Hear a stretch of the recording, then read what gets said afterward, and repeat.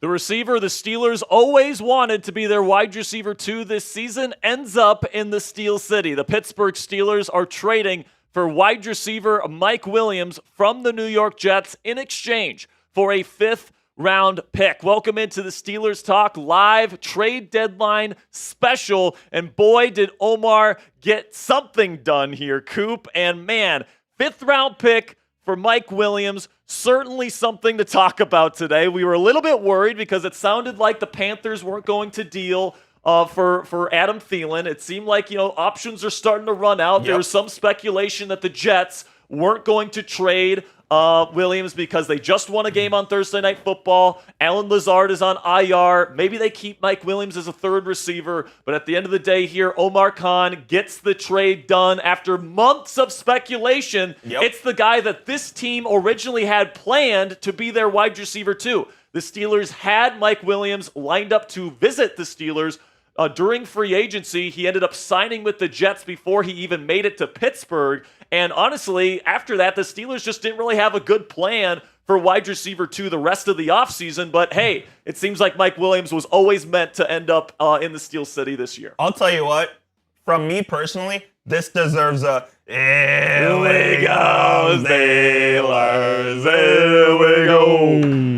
Here we go, Steelers, here we go.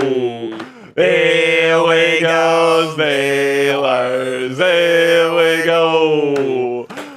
Let's get the chat going here. Let's see what you guys think. Grade this move for the Pittsburgh Steelers.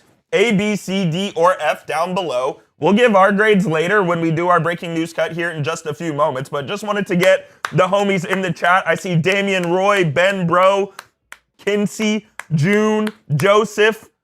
I'm seeing some mixed reactions. I see some B's, I see some D's, I see some F's.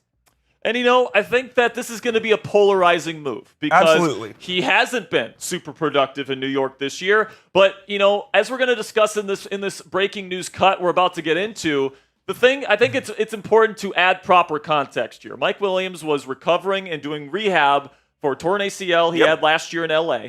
And if you know anything about Aaron Rodgers and new receivers, is that he usually doesn't do well with new receivers, especially if he doesn't have an offseason to work with them. And he didn't have an offseason to work with Mike Williams. And I mean, if Aaron Rodgers doesn't trust you, he's not going to throw you the football. 100%. Plain and simply. And what does Mike Williams do, Coop? He does one thing extremely well. What does he do well? Gets vertical. He gets vertical, and he catches tough catches down the sideline as a 50-50 ball threat. He makes those catches. What does Russell Wilson like to do? Throw those deep balls down the sideline. So, I mean, the Steelers like this guy in free agency for a reason. There is a reason why he was their top target in free agency at the wide receiver position this year. It's because he is a great fit for this vertical passing attack that the Pittsburgh Steelers have. Now, did they maybe pay a little bit too much for him, a 5th-round pick? It's certainly possible to say that. But if Mike Williams is as good of a fit in this offense as I think he's going to be, I think that, if this gets the Steelers closer to a Super Bowl, and by the way, I do think this move gets them closer to a Super Bowl, at the end of the day, it might just be worth it. And correct me if I'm wrong, they had a visit scheduled with Mike Williams, right? Yes, they did. They had a visit scheduled with him, and they were very much banking on getting Mike Williams to be their number 2 receiver this year. That was their plan. And he ends up going to the Jets, and they're like, well, where do we go from here? Yep. And they really didn't have a plan B other than Mike Williams. And now, you get him for close to the vet minimum because most of his contract in New York was based in guarantees. And you get a guy that's super cheap against the cap, and he's a perfect fit for your offense. It's also going to allow George Pickens to move around the formation more. And obviously, you still got Calvin Austin III, who I think is an awesome piece for this Steelers offense. I think the Steelers are legit Super Bowl contenders, and I think Mike Williams helps that effort to try to bring a 7th Lombardi to the Steel City. Use hashtag Steelers or Super Chat to get on the show. We'll be taking all your guys' questions. Soapy will get to that here in just a moment. But first, Bear Dog, let's tell them about today's sponsor. All right, guys, our sponsor on today's trade deadline special here on Steelers Talk is Game Time, and Game Time is the fastest and easiest way to buy tickets for all the sports, music, comedy, and theater in your area. And folks, we all know that experiencing a sporting event, especially a football game live, is unlike anything you can get from watching the game on your couch. So if you want to go see more Steelers games live this year and you want to go see Mike Williams play some football for the black and gold, use Game Time Picks, a brand new feature on the free Game Time app, which filters out the fluff to show you only incredible deals on great seats so you don't have to waste time searching through thousands of tickets on a bunch of different ticketing sites. All you guys have to do is download the free Game Time app, find an event you want to go see, select the Game Time Picks button at the top of the screen,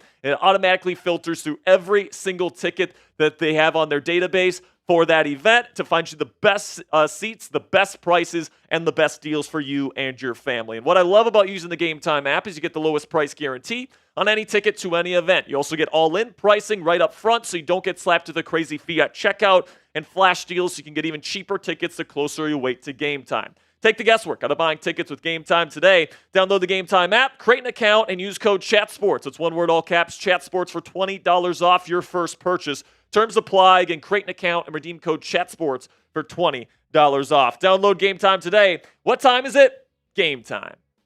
First Super Chat of the day coming in from Soapy Nugget. By the way, if you have a comment, if you have an idea, if you want to get on the show today and you want to get your comment right next to me on screen, make sure you get those Super Chats in today so that we can get you up on screen. Soapy coming in with the first one of the day says, I still wish it was Slayton, but I'm still content with the move. And honestly, I probably would have rather had Darius Slayton.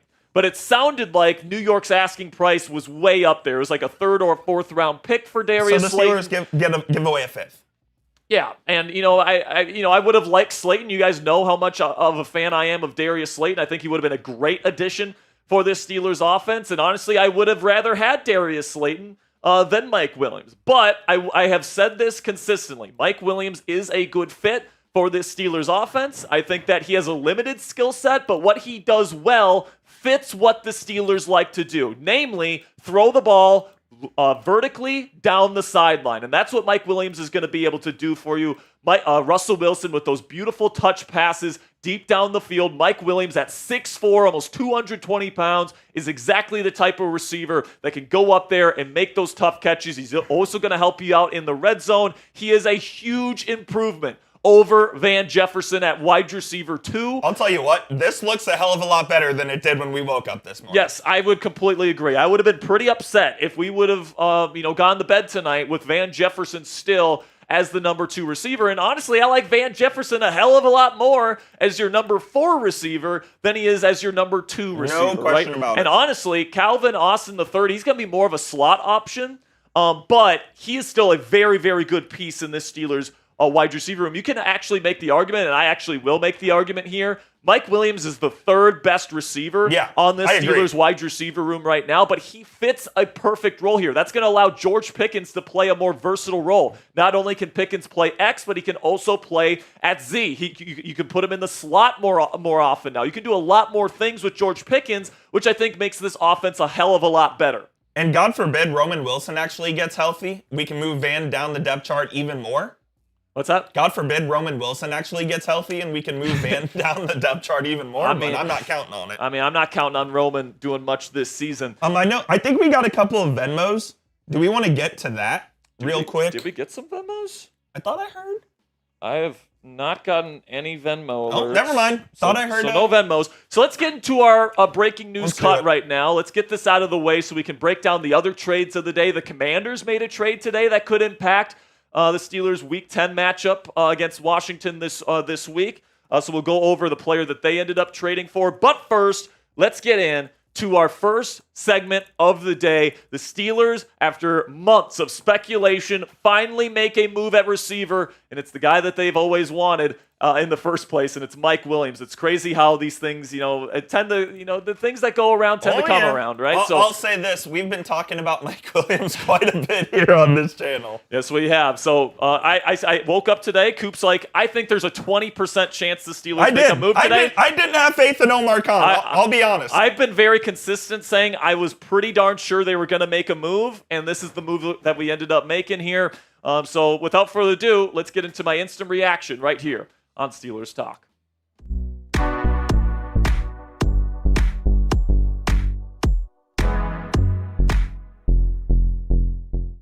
We have breaking news here on Steelers Talk as the Pittsburgh Steelers have traded a 5th-round pick in exchange for Jets wide receiver Mike Williams to bolster their wide receiver room After months of speculation, this is the move that Omar Khan has made. Now, before we get into this move, I'm going to be giving my thoughts on it, why I think it's a good move for the Steelers, and why I think it does slightly increase the chances of the Steelers winning a Super Bowl this year. Make sure you click that subscribe button if you haven't already, because when breaking news happens, we give you guys breaking news coverage for free right here on the channel. So if you haven't joined the family here at Steelers Talk already, make sure you guys click that subscribe button right now to never miss a big move. Okay, so this is the trade compensation. Mike Williams is becoming a Pittsburgh Steeler here in exchange for a 2025 fifth-round pick. Now, the speculation around Williams was that it was going to be more of like a conditional 6, maybe a seventh-round pick. It ends up being more than that here at a fifth-round pick. And, what's interesting about Mike Williams is that the Steelers, this was their original plan back in the offseason. They really wanted to pursue Mike Williams in free agency, and they even had a visit scheduled for him to visit Pittsburgh, and they were planning on signing him during that visit, but he had a visit with the Jets before, and he ended up signing with Aaron Rodgers and New York before the Steelers even got a chance to make their pitch. Now, midway through the season here, the Steelers have an opportunity to get him on before the trade deadline, and they felt like giving up a fifth-round draft pick was worth getting this big body, deep threat receiver was worth it for this Steelers offense as they look to pursue their 7th Lombardi trophy in team history. So let me know down there in the comment section for today's pinned comment, what is your one-word reaction to this move? Mike Williams is officially a Pittsburgh Steeler. He will join George Pickens and Calvin Austin III as the starting rotation at receiver for the rest of the season. Let me know what you guys are thinking down there in the comment section for today's pinned comment. YouTube's going to throw an ad break here in just a couple of seconds. When that happens, take advantage of that time by answering today's pinned question. My one-word reaction is fit, all right? You guys have been hearing me talk about Mike Williams on this show for weeks, talking about how Mike Williams has a limited skill set. He's not a separator. He's not a route running technician, all these different things. But what he does fits what the Steelers want, and that's why the Steelers pursued him as much as they did during free agency. He is a guy that gets down the field. He is a vertical threat down the sideline as an ex-receiver that makes tough catches in 50-50 ball situations. So having a guy on either side of the formation, and Mike Williams and George Pickens, both guys can go up and make those tough catches for Russell Wilson's moon balls, is going to be something that is a key part of this Steelers offense, and it really does fit what the Steelers want to do. Also, it allows George Pickens to play at Z and in the slot more often, which makes this passing attack more versatile and allows us to use the dynamic talent of George Pickens in more versatile ways. Now, before I get into the rest of my instant analysis here of this huge trade for the Pittsburgh Steelers, let's have a word from our sponsor here at Game Time. And if you guys want to go see more Steelers games this year, if you want to see Mike Williams in action, catching those 50-50 balls from Russell Wilson this year, catching those touchdown passes in the red zone, you guys can download the Game Time app today. And Game Time is the fastest and easiest way to buy tickets for the sports, music, comedy, and theater in your area. And folks, we all know that experiencing a sporting event, especially a football game, and especially a Steelers football game, live is unlike anything you can get from watching the game on your couch. Use Game Time Picks, a brand new feature on the free Game Time app, to filter out the fluff, to show you only incredible deals on great seats so you don't have to waste time searching through thousands of tickets on a bunch of different ticketing sites. This is how you use Game Time Picks, guys. You download the Game Time app, you find an event you want to go see, you select the Game Time Picks button at the top of your screen, and it automatically filters through their entire database of tickets to find you the best prices with the best views with the best deals for you and your family. And what I love about using the Game Time app is you get the lowest price guarantee on any ticket to any event, so you don't have to worry about finding tickets at better prices on other ticketing apps. It's the lowest price guarantee on Game Time. Also, you get all-in transparent pricing right up front, so you don't get slapped with a crazy fee at checkout. And you also get flash deals, so you can get even cheaper tickets the closer you wait to game time. Take the guesswork out of buying tickets with Game Time today. Download the Game Time app, create an account, and use code CHATSPORTS. That's one word, all caps, CHATSPORTS, for $20 off your first purchase. Terms do apply. You can create an account and redeem code CHATSPORTS for $20 off. Download Game Time today. What time is it? Game time.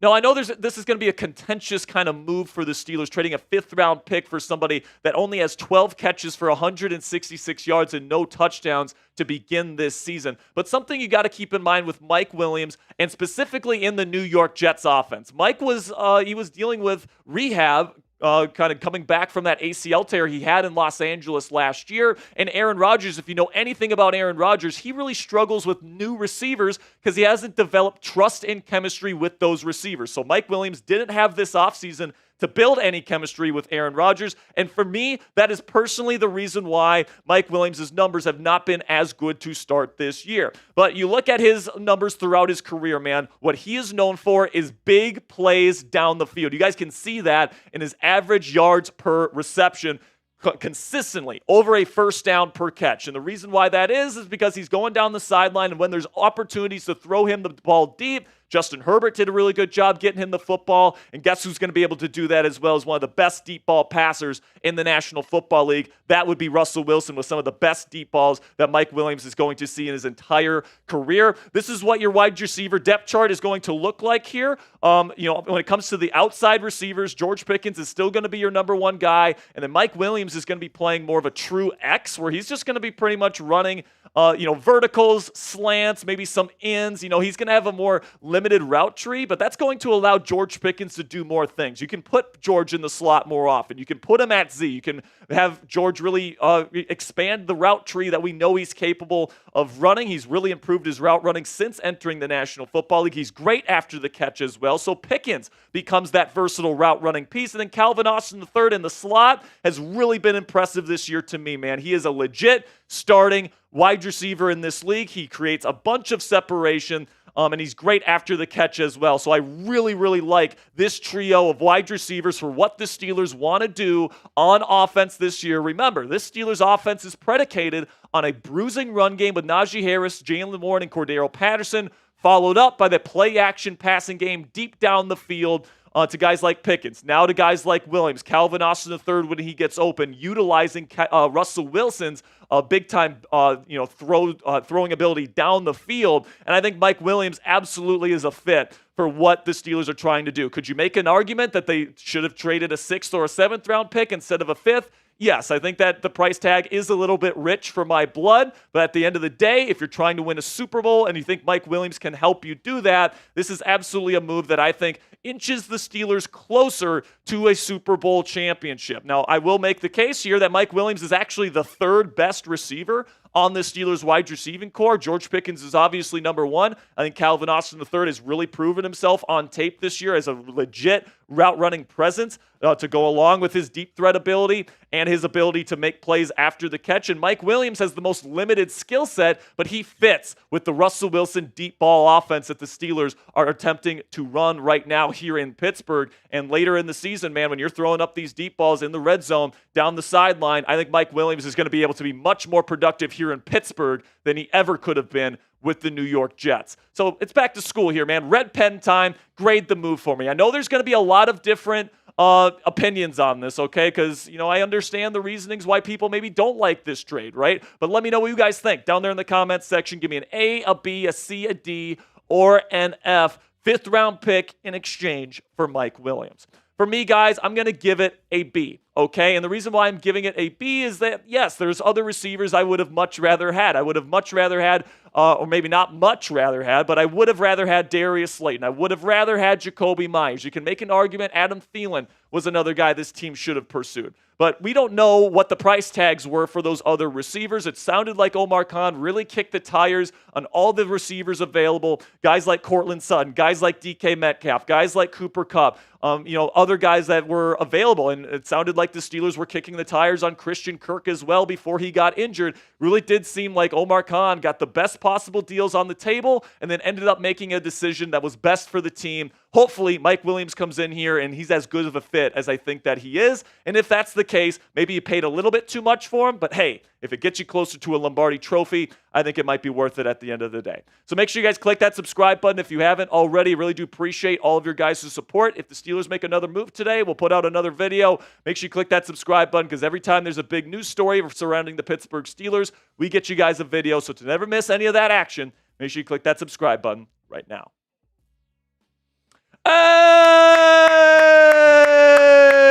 Brandon Nicholson with a $50. Let's go. Super chat says, I'm hopeful, not excited. But if anyone can get the most out of him, it's Mike Tomlin. The The room looks a bit better, but I still think we take a wide receiver super early in the draft. So Mike Williams is a free agent next year. Yep. So he's got a 1-year contract. So this is a 1-year rental. Okay. And, I think time is going to tell if he was worth that 5th round pick. Because if he comes in here and he's as bad as everybody that's against this trade says that he is, and, he's washed and all these different things, then yeah, we're going to be looking back next spring and being like, man, that was a bad trade. All right, that's certainly a possibility. Even so, though, I think with the 5th round pick, it's worth the risk. Even if I it agree. doesn't work I agree. out. It's a day 3 draft pick. The percentage of the chance that 5th round draft pick turns into something very low. It's relatively low. Now it's not 0. No. It's not like a 7th round pick, but it's a day 3 draft pick, right? If the Jets draft Tom Brady with the pick that the Steelers gave them, you just tip your hat. And by the way, the Steelers had 2 5th round picks to give away. Yep. They got the one from Los Angeles. So I mean, this is definitely something where I was okay giving up one of your 5th round picks for a receiver. Would I have rather given up that 5th round pick for Darius Slayton, Sure. Jacoby Myers? You can argue Adam Thielen. Sure, maybe. All right, but this is the guy that the Steelers wanted all along. This is the guy they targeted in free agency. And guys, there's a reason for that. It's because he is a perfect fit for what they want to do. And like I mentioned, he is your 3rd best receiver right now, but he makes George Pickens better because you can move him around the formation. He makes Calvin Austin III better because you can move him around too. I think that this move gives the Steelers a little bit of a bump in terms of their playmaking ability. Because right now, before, Van Jefferson was a nothing burger, right? He made 1 impact catch this entire season. You were pretty much playing with just 2 receivers out there at all times. And now the Steelers have a legit 3rd receiving threat that can beat teams deep and keep teams honest. When you add Freiermuth and you add Jalen Warren into the passing game, you all of a sudden have an abundance of weapons. Yeah, absolutely. Absolutely.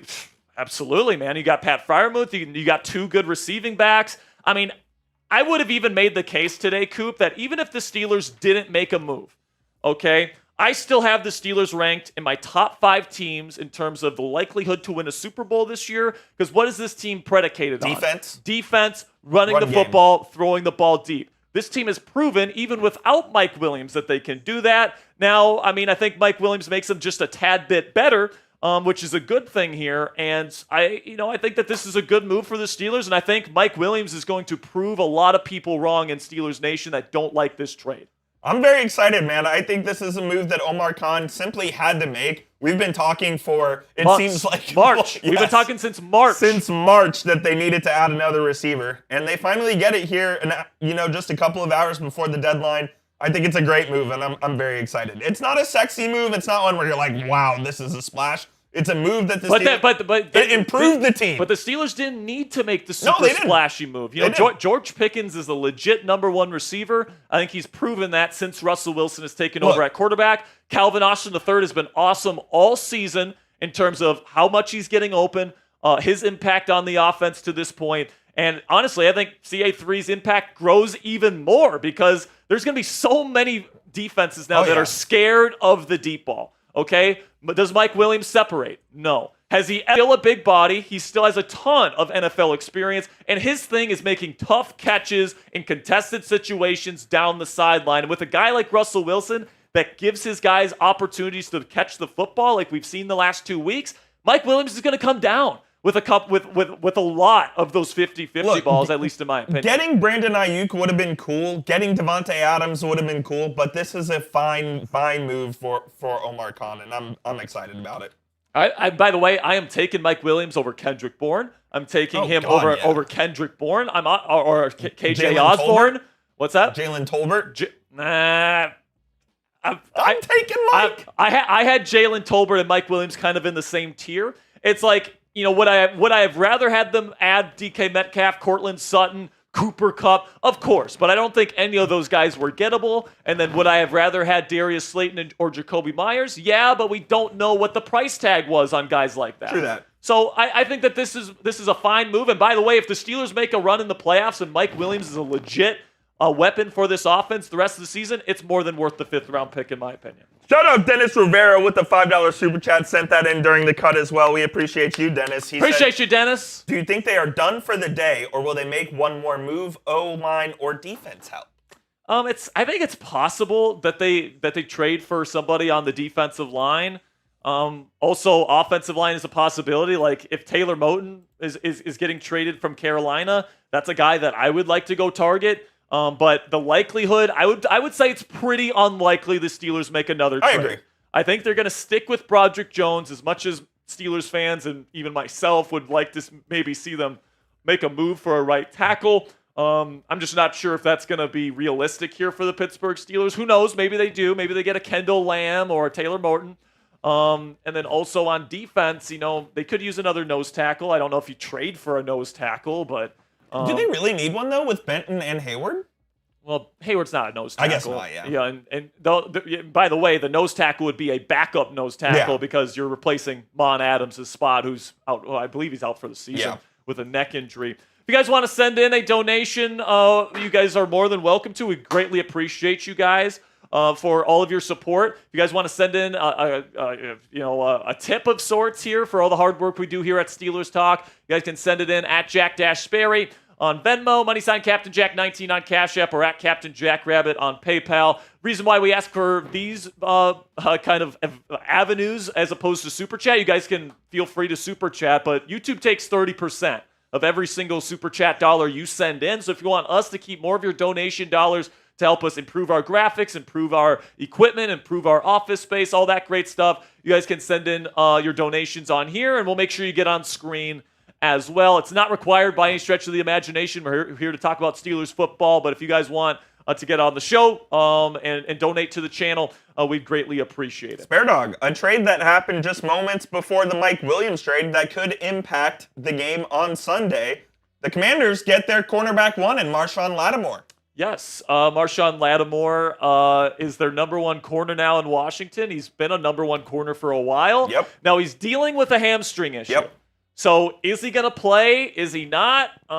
He didn't play last week against Carolina for the Saints. He's been dealing with that nagging hamstring issue. So it's going to be interesting to see if Lattimore suits up for Washington against the Steelers here, and that's definitely something we'll keep you posted on here on Steelers Talk. But overall, good move for the Commanders. And honestly, this is the type of move here. I think Lattimore's a great fit for their defense. That's a move that could turn the Commanders into, kind of a pretender but a playoff team, into a team that could potentially make a run in the playoffs, even with a rookie quarterback. I love this Commanders roster, man. I gotta tell you, they're one of the most exciting, one of the most fun teams to watch in the NFL right now. And I think that NFC East is obviously a two-horse race between the Philadelphia Eagles and the Commanders, and that'll be very fun to watch going forward. Yeah, they paid quite a bit, man. A third, a fourth, and a sixth, and they just get a fifth back in the trade swaps here.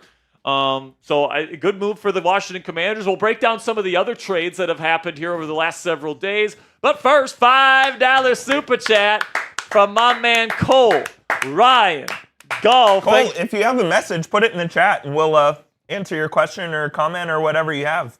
Yeah, let us know, Cole, if you want to get on screen with a comment, a question, anything you guys want to say. We have to talk about the joke of the day here, Spare Dog. What's that?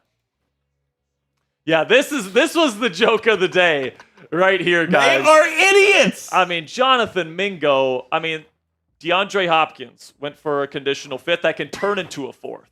All right, Deontay Johnson was traded for a fifth and sixth round pick swap. Jonathan Mingo, who has I think he has less than 20 catches in his NFL career, goes for a fourth round pick. I don't know what the hell Jerry Jones is doing. Not to mention, the Cowboys gave up a first for Amari Cooper, traded him away for a sixth, and then Cooper was traded away again for a fifth. It's unbelievable. I just don't get it. Jonathan Mingo, I get that he's a young player. I get that he's very physically gifted, and he tested out of the gym in the combine last year. That's all good and well. But, he hasn't been playing for the Carolina Panthers at receiver this year. He has 12 catches this season for no touch. He doesn't have a touchdown in his NFL career. And by the way, why are the Cowboys buying? Their season is over. Did they not see their quarterback on national TV, literally, and I quote, "We fucking suck"? He said that on television. Yeah, Jerry Jones is just a moron, it sounds like Dak is heading to IR. You got Cooper Rush in there. CD's hurt. It sounds like he's going to play, but he's hurt. But yeah, let's give up a mid-round pick. You got Minka's hurt right now. Is DeMarcus back yet? He's close to back. Yeah, so DeMarcus has been missing games. Like, this is just a stupid move by the Dallas Cowboys. And, I guess they're going all in, Coop. I guess that's what they're telling you. They're going all in for Jonathan Mingo. Mike Williams for a 5th is a hell of a lot of a better deal than this. Yeah, and I'm not even saying that like a 5th-round pick is a good value for Mike Williams. I actually think the Steelers overpaid in this deal a little bit. But I still would have rather given that. But my take here is that this move absolutely makes the Steelers' offense better, and if this move makes the Steelers' offense better, that increases their chances of winning a Super Bowl. So be it. And it's like, I would have been disappointed if the Steelers didn't get a move done today. And I think that it is a good fit for what the Steelers want to do. Like I said, there is a reason why the Steelers wanted this guy in free agency. All right, so this is a player that the Steelers have had their eye on for a very long time. They're clearly seeing what I'm seeing in him here. We'll just see in the weeks to come if their trust in him pays off. Big Ben, 24-93. What's up, Big Ben? Says chances they make another move before the deadline. I would say relatively low. I'd say probably less than 10%. Agreed. Honestly, if they make another move, I hope it's for a right tackle. I don't think they'll do it. I think they're going to stick with Broderick, and with Nick Herbig looking like he's going to be potentially back this week. I don't know if they get an edge rusher. I don't think that there's any backup nose tackles worth trading for. So honestly, I think that the Steelers are actually in a pretty good spot right now. And I think that they're probably going to stay put there, Big Ben. Some other trades that have happened around the National Football League here. Khalil Herbert, the running back, gets sent to the Cincinnati Bengals here. I don't really think that this moves the needle a whole bunch for Cincy. Chase Brown's having a good year for the Bengals. He's kind of been their feature back over the last couple of weeks. At best, Herbert is going to be their number 2 running back. So, and he was the 3 in Chicago behind Roschon and DeAndre Swift. So I guess he gets an upgrade there, maybe gets a little more playing time. But the Bears get an additional draft pick for somebody that really isn't a big part of their offense. Yeah. Like Herbert was their number 3 running back at this point. I don't disagree with the Bears making that move as well. So right now, we are getting word that the Steelers also took a hard look. So Jeremy Fowler is saying the Steelers also took a hard look at Giants wide receiver Darius Slayton in their hunt for a receiver. But New York values Slayton. So pretty much the price tag was too high. So I'm guessing they were asking for a third or a 4th-round pick. And, you can make the argument, would you have rather traded a 4th-round pick for Slayton or a 5th-rounder for Mike Williams? I probably would have traded. But here's the thing. Steelers can't trade their 4th-round pick. So what I'm guessing was the Giants wanted the Steelers' 3rd-rounder. Yep. And then there'd probably be a pick swap of some sort in that scenario. That was my guess as well. I think if that's what the report on Slayton is, that it would have been a 3rd-round pick the Steelers would have had to give up. Would I have given up a 3rd for Slayton? Maybe. And it's like, the people that want a box score hunt with this Mike Williams trade, I get why people don't like it because because if you're somebody that really cares about the numbers, you look at Mike Williams and you're like, he really hasn't gotten targeted all that much. I think he's been targeted 19 times this year. He's caught 12 of those 19 targets. All right. So what does that tell you? It means he catches the things that are thrown at him. All right. He's been their 4th guy basically the entire year. Yeah. I mean, Alan Lazard was their clear number 3. But he really didn't play in the first 2-3 weeks because he was still kind of getting up to speed from his knee injury. Steeler Joey. Joseph, how we doing? Post on Twitter. Post on Twitter. Appreciate you. Appreciate you, Joey. So there was also some other stuff that came out. Let me see here. So it does sound like the Steelers were looking at Darius Slayton, but the price tag was just a bit too high, and the Giants value him. And honestly, I don't blame them for valuing him. No, I think he's a damn good player. He's a good player, and it sounds like they might think about bringing him back because he's still relatively young. Free agent this year as well. Free agent this upcoming season. So we'll see what they do. Let's see here. So there was something about, I think this is a conditional 5th-round pick for Mike Williams, by the way. I'm trying to see where this is. So the Steelers traded their 5th-round pick, or it's a conditional 5th, I believe it is. Where did I see this? I'm looking as well. I thought I saw that this was Like there's incentives to it. I don't know if that's the contract or if that's on the 5th round pick. Trying to figure that out right now. We'll keep you guys up to date. We'll keep you guys updated on any updates on Mike Williams and his contract situation or anything like that. I honestly do think that for now this is going to be a 1-year rental, Coop. Yeah, they're gonna see if Mike Williams works here before they end up giving him any sort of extension. And by the way, the Steelers don't give extensions to players in the middle of the season. So we'll see where Mike Williams ends up this season and how he does for the Pittsburgh Steelers. I think that from a purely play style perspective, I think he fits what the Steelers want to do here. We'll see if he ends up fitting into that role. Because here's the thing, Coop. This is a guy that's never been somebody that can separate. It's not like he's somebody that all of a sudden lost an ability to separate. His thing has always been, as a true X receiver, he's not fast, but he gets down the field and he makes tough catches down the sideline, deep down the field.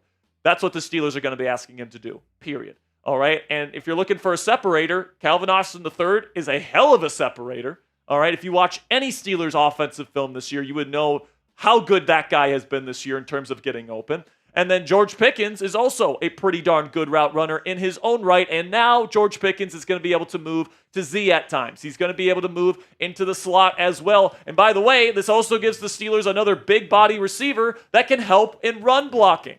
That's another big thing here. Is that, I think Van Jefferson's been getting better in the run blocking department than where he was at the beginning of the year. But Mike Williams is 6'4", 220. All right, this is somebody that can move people in the run blocking game.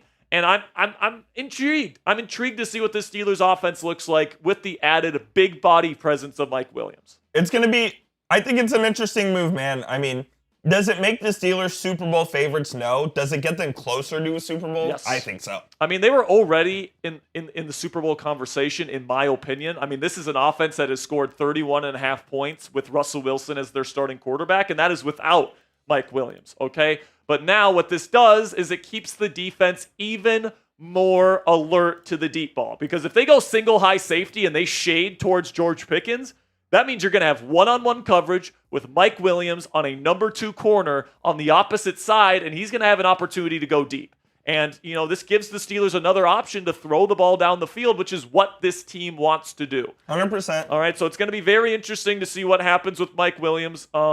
Another thing to keep in mind is that he is a little bit injury-prone. He is. He does get injured. Had the torn ACL, was it last season? Last year, torn ACL with the Chargers, okay? So that is something that plays a part here. He is on the opposite side of 30 at this point. Yep. So I do think a 5th-round pick was maybe a little bit too much.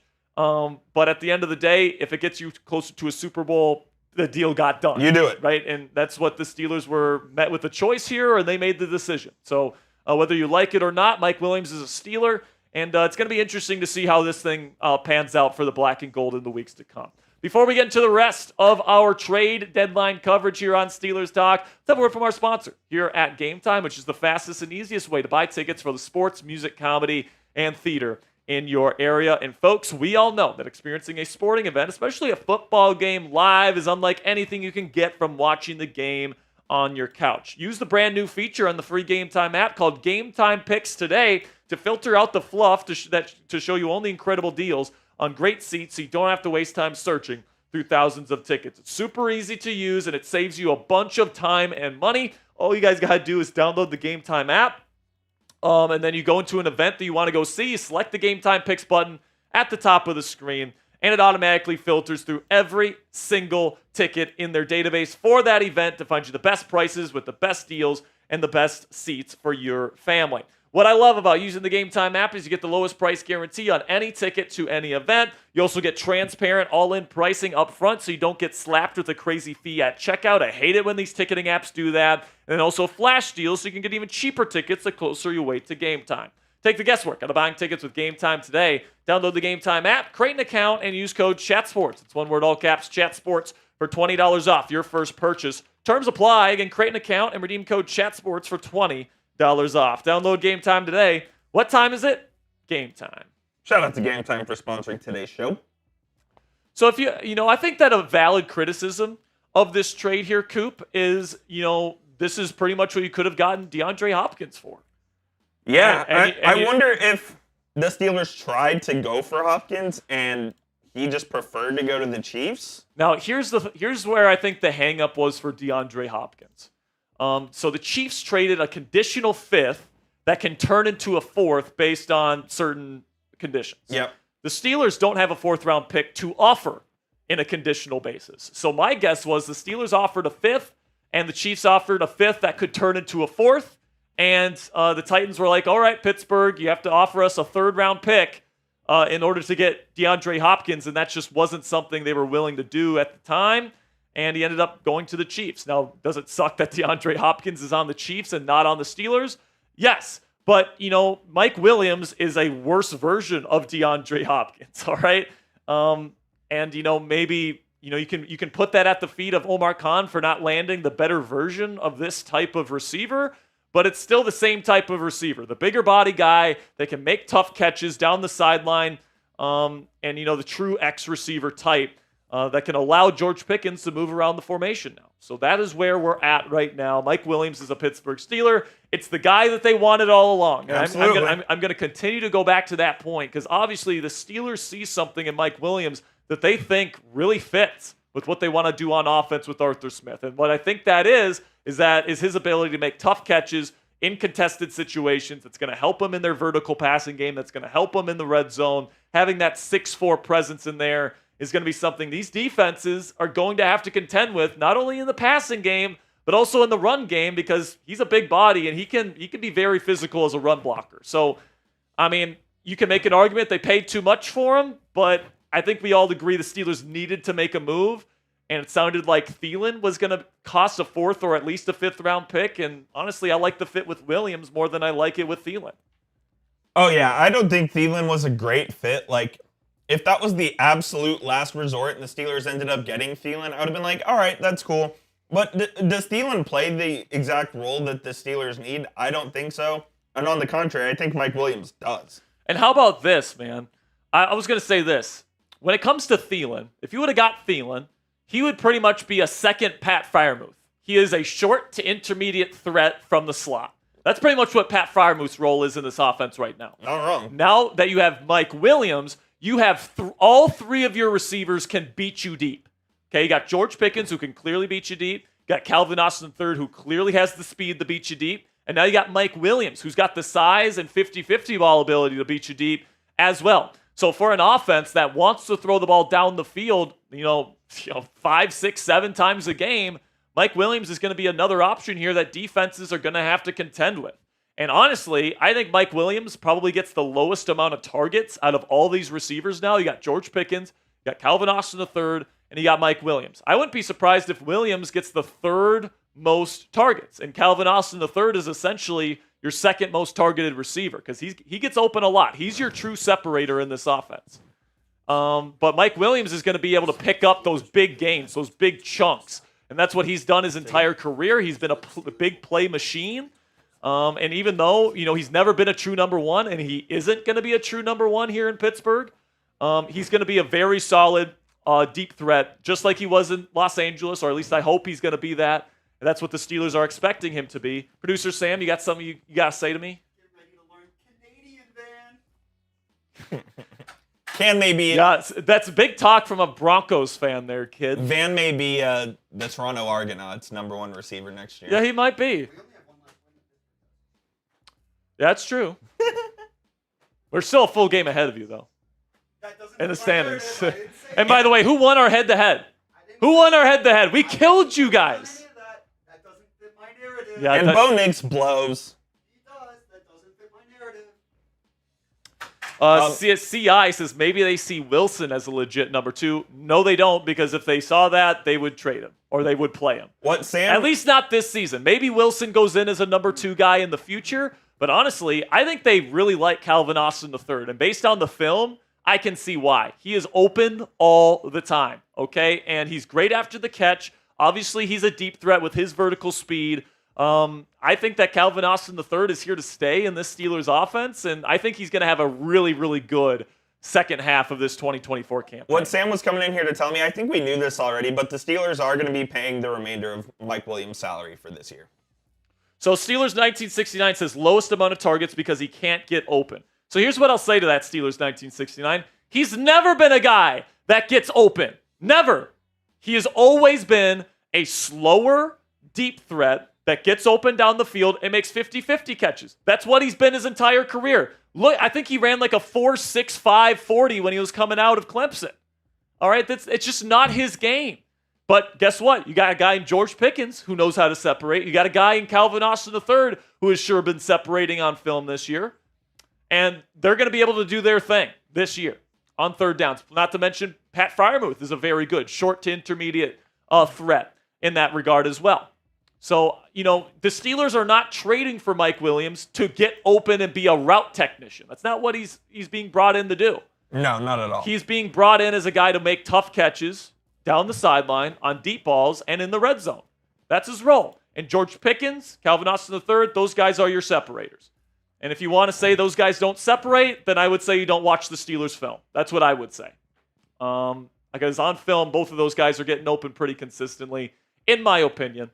And I think that this offense does get better with Mike Williams, here in Pittsburgh.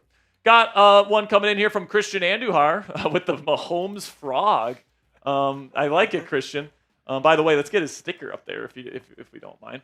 It says, was there any better options out there than Mike Williams because DK isn't getting traded? Slayton too expensive.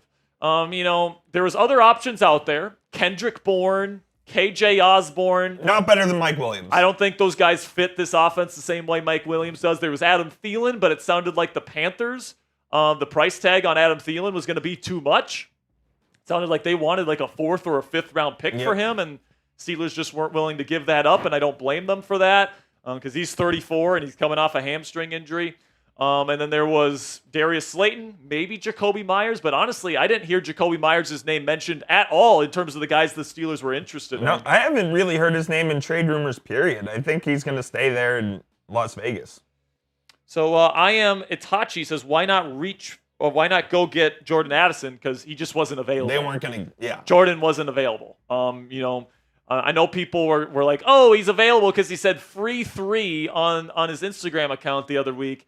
And, that's a fun story, I guess. But, I mean, I don't think that means anything. Receivers are divas, man. If anything, I think what that means is, like, give me the football more. Yeah. Like, it's not necessarily saying get me on a different team. It means get me the football. Exactly. And they did that, and he had an awesome one-handed catch against the Colts on Sunday Night Football last week. So I don't think DK Metcalf was ever in play. Doesn't sound like Tyler Lockett was in play, and even then, I don't think the Steelers would be interested in Tyler Lockett.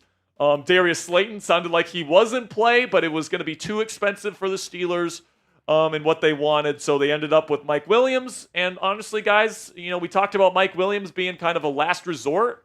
And when as far as last resorts go, I think it's a pretty good one because of his really, really good fit in terms of what he's going to be doing here in Pittsburgh. Yeah, I don't know if I even consider him a last resort per se. Like, I think he's a good. And honestly, I think the Steelers wanted him quite a bit. Yeah. I mean, we knew the Steelers were interested in Mike Williams ever since the Jets made him available.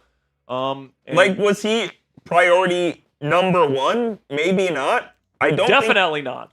Yeah. I would say definitely not. I don't think he was far off the priority list, though. No, absolutely not. I think that he was certainly on their list of guys that they would have really liked to get. He was number 1 on their list to go get in free agency this year, and they ended up going and getting him. Kirk Crater says, any other trades in the works coming from your inside sources? Honestly, Kirk, I don't have too many inside sources, if I'm being honest with you. Our inside sources tell us. Our inside sources tell us probably not. Yep. Okay, so... And by our inside sources, we mean... our brains. Yeah. So, I said coming into today, I think the Steelers will trade for a receiver, and that'll be it. And that's still my prediction. So, we're going to be live all the way until the trade deadline passes here, just in case the Steelers even a few make more a move. minutes after. And whenever a trade comes in for other teams, we'll break down that trade here on the show as well. Kirk, Captain Kirk, I appreciate you, man. Did you change your profile picture? I like it, man. I like that a lot. That is pretty dope. I says, any other trades coming in the works from your inside sources? I would kind of like to see them trade for Taylor Moton from Carolina to replace Broderick at right tackle. That would be that would be awesome. That would be the move that I would make or be trying to make. But if we know anything about Carolina, I guess Jonathan Mingo is worth a 4th round pick to them. So what would Taylor Moton be worth to them? Exactly. I just don't think that a trade's going to happen here in Pittsburgh, and I think that Mike Williams is the move that they wanted to make. Make sure you guys click that subscribe button if you haven't already. We got about an hour and a half still here on our trade deadline coverage. Mike Williams, now a Steeler, 6'4", 220 pounds. And by the way, he made a pretty big catch against the Steelers when the Jets played us. Yes, he did. He picked up a big, I think it was a third down, came across over the middle of the field, beat, I think it was Minka Fitzpatrick in one-on-one coverage. So, everyone's saying that it was a massive overpay. It was an overpay. It wasn't a massive overpay. Yeah, I think a massive overpay would have been a day 2 pick. A day 2 pick. That would have been massive overpay. Can you make an argument that this was an overpay? Yes. Yeah, you can. And honestly, I'll even say that I think the Steelers overpaid a little bit here. But listen, when you're in the position that the Steelers are in, and you are literally desperate to make a move at receiver, sometimes you got to pay a little bit of a premium. It is what it is. It's just the way it is, all right? If you whiff on Brandon Ayuk, if you whiff on Devontae Adams, if you whiff on DeAndre Hopkins, if you whiff on Cooper Kupp, and all these opportunities that they had to get better receivers, I mean, you had to make a move. This guy is a fit, and at the end of the day, it's a day 3 pick. Just wanted to establish some ground rules here in the chat. Please, no political talk today. Okay, I know we all know election day is going on. Let's just keep it Steelers. Let's keep it NFL for the next 90 minutes, please. Yep. We don't want we want this to be an escape from politics here at Steelers Talk, and we don't want to divide anybody here. We want to focus on what unites us as Steelers fans, and that's the love for this football team. Okay, so we don't want any political talk, anything like that today. I'd say keep that to yourselves, guys. If you go overboard with the political commentary, we're unfortunately going to have to kick you out of the chat. Yep. So that's your fair warning here. So we're not going to be going into anything political today, but we are going to be talking about Pittsburgh Steelers football here.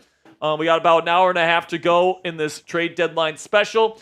Steelers get Mike Williams for a 5th-round pick. And honestly, Coop, when you look at this, the Steelers traded Kevin Dotson for that 5th-round pick. So the Steelers had 2 5th-rounders. So you're essentially trading Kevin Dotson for Mike Williams. More or less, yeah. And it's like, when you look at it from that prism, it's like, Now let me ask you this: Would you like Kevin Dotson on this current team? I mean, no, because the Steelers weren't using him correctly. Fair. Kevin Dotson was very clearly not was not in the right position. Mike Tomlin insisted on playing him in the wrong position. What fourth? I believe it was left guard. Okay. And he goes over to right guard. And he's been balling. And he's been balling in LA. He's been one of the best guards in football ever since he was traded to the Los Angeles Rams. Hey, Brian S., we'll see you, pal. Yeah, Kevin Dotson was left here in Pittsburgh, and then he moves over to the right, and he's one of the best guards in football. So do I wish the Steelers handled him better? Because he's a much better right guard than a left guard. But at the end of the day here, the Steelers needed to get a receiver. They had 2 5th-round picks at their disposal. And, you're essentially trading Kevin Dotson, an ineffective offensive lineman here in Pittsburgh when he was here in Pittsburgh, for a receiver that I think is going to help you inch closer to a 7th Lombardi trophy here. Nathan Tuckfield, $2 super chat shout out, says, how is Williams as a run blocker? So here's what I'll say, Williams. Here's what I'll say, Nate. He's 6'4", 220. All right, so he's got the mass to move people. Okay, and I think he's pretty decent as a run blocker here. I'll take a look quick at his run blocking grades from PFF throughout his career. Let's take a look at his run blocking grades. Now, keep in mind, receiver run blocking grades are a lot lower because they're receivers. So let's see here. But his size definitely fits the mold of what Arthur Smith likes in his receivers, right? Because Arthur Smith likes these bigger receivers that can run block. So let's see. Mike Williams, run blocking. So throughout his career, last year, he had a 75.0. He only played in 3 games last year, but a 75.0. This year, it's at a 36.4. That's pretty good. 36.4 is not very good. But he's had limited snaps. He's only played in 72 run blocking snaps this year. So I like the size element of it here, Nathan. We'll have to see how Williams does as a run blocker here once he gets here to Pittsburgh. I'm definitely going to be doing a deep dive into his my second deep dive into his film here later tonight. And what I got from his film the first time is that he's pretty decent as a run blocker, but there's been more games and all these different things, so I'm going to get a more full view of Mike Williams and what he can do as a run blocker when I do my studying tonight. The first Black Diamond here at Steelers Talk, Sam Pugh, comes in. It looks like the Vikings are making a deal. Am I right about this? They are. The Vikings are just signing a kicker. Just signing a kicker. All right. Sam says, "I'm just glad we made a damn move. God damn." And Coop, after the Adam Schefter report came out that Thielen was going to be too expensive, I got a bunch of messages saying, "Oh, it's over. Steelers aren't going to trade for anybody." All this different stuff. And I'm just sitting there. I'm like, guys, we still got multiple hours until the trade deadline. Deadlines make deals. And I have heard all the time. By the way, Robert Sadler. Robert, if you're watching the show right now, you said you'd put money down that the Steelers don't trade for anybody. So I'll be expecting Venmo me. I'll be expecting a $5 Venmo from you, Robert Sadler. Sam, no one is happier that the Steelers made a move than myself. So I don't have to listen to Sperry sit next to me every single day and tell me this is the day. Well, I've been saying that Mike Williams, by the way, I called that Mike Williams would be a trade candidate even before they made him available. Yes, you did. Like I said, if the Jets get Devontae Adams, he's going to be made available, and the Steelers are going to be in on him. I said that months ago. So I nailed this one, guys. I nailed Russell Wilson to the Steelers months before it happened. I nailed Kenny Pickett to the Eagles months before it happened. I said after they traded Pickett that they would trade for Fields. I got that one right, and then I get Mike Williams right here. So that's why you subscribe to Steelers Talk right now, because you get the inside scoop here. We got King Daka here. Says, do you think he is better than Van Jefferson? Yes. Easily. Yes, he is. Okay? Because you know what the difference is between Mike Williams and Van Jefferson? Okay?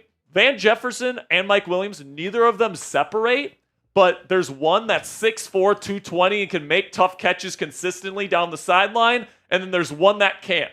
I'll let you guess which one can get the job done. Mike Williams is the guy that can get the job done, okay? And, when it comes to the separation aspect here, George Pickens and Calvin Austin III are the guys that you're going to be trusting the rest of this season to create that separation. Based on what I'm seeing on the Steelers film, I feel pretty darn confident that those guys can be your separation guys this year. George Pickens is one of the more underrated route runners in football, and so is Calvin Austin III, by the way. Calvin Austin III is awesome as a route runner. He has made Patrick Surtain, Sauce Gardner, at times this year, look like normal folks, and that is not something that's normal, okay? His ability to be sudden in his routes, his ability to really change directions quickly makes Calvin Austin III a legit weapon. Now, because of his size, because of his lack of ability to make tough catches, his skill set is a bit different. But what I like about this Steelers wide receiver room right now is that you've got a bunch of different guys that do different things, but they complement each other. And by the way, everybody in this offense right now, in terms of a wide receiver, in terms of a starting receiver, is a vertical deep threat. So what are teams going to have to worry about? They're going to have to worry about that deep pass, the moon ball from Russell Wilson off of play action. And by the way, that's only going to help Najee Harris in the run game because defenses have to respect the deep passing game from the Pittsburgh Steelers. Steelers are making another trade. The Steelers are trading for Packers outside linebacker Preston Smith. Oh my gosh! The Steelers trade for, excuse me, an edge rusher here. How about that? So let Omar cook. And I like this move. Preston Smith, edge rusher, formerly with the Green Bay Packers, is being traded to the Pittsburgh Steelers in the second move of the day for Pittsburgh. The Steelers are trading for Preston Smith.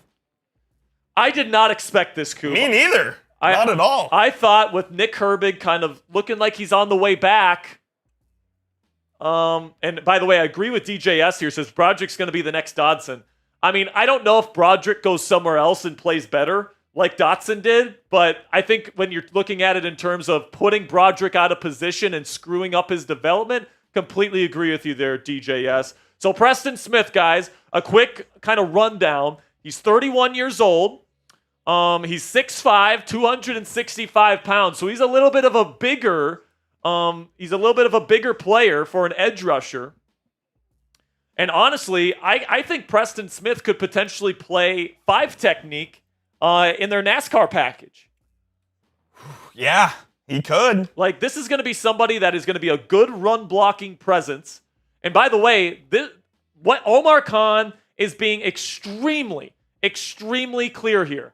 They're trying to beef up this roster as much as they can. They're trying to really get the depth on this team that they need to go out and make a run for a Lombardi trophy. The Steelers are telling you right now that they think they're a Super Bowl contender.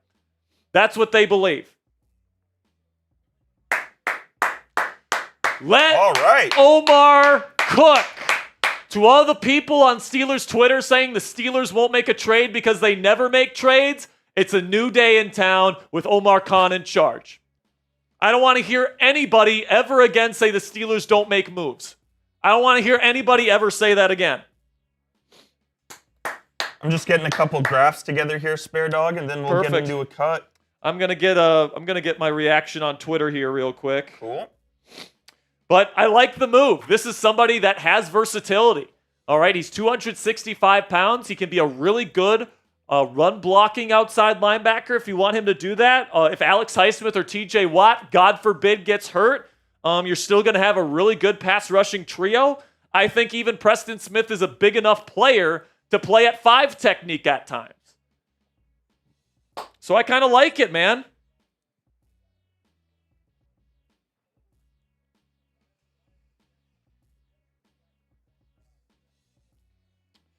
All right. I am putting this on Twitter here real quick, my reaction, and then we'll get into another breaking news cut here on Steelers Talk. The Steelers have traded. I don't know what they've traded for Preston Smith. I hope not too much. But Preston Smith, the edge rusher, longtime Green Bay Packer here. He's 31 years old, so he's not ancient. He's coming to the Pittsburgh Steelers. Give us your one-word reaction down in the comments. Yeah, let us know your one-word reaction down there in the chat. Coop will give some shout-outs whenever he's ready. Steelers making more moves.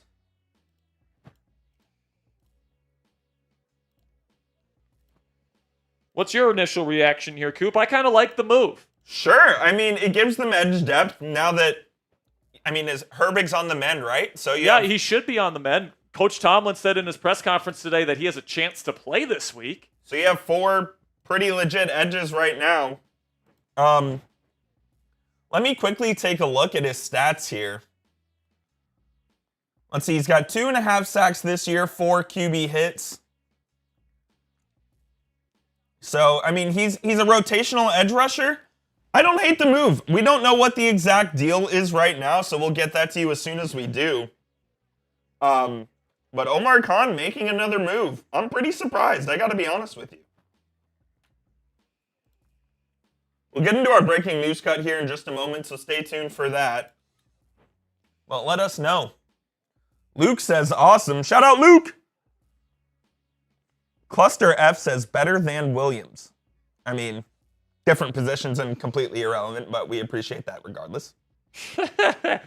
George Pickensburg says, Super Bowl.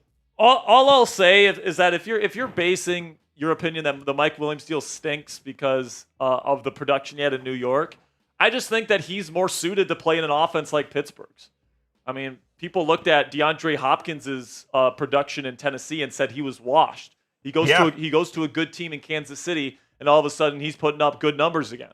A lot of the time it's fit, and honestly, I think Mike Williams is a great fit here in Pittsburgh. I did not think he was a good fit in New York. Where do you want to put him on the depth fee? Is Jeremiah Moon still on there?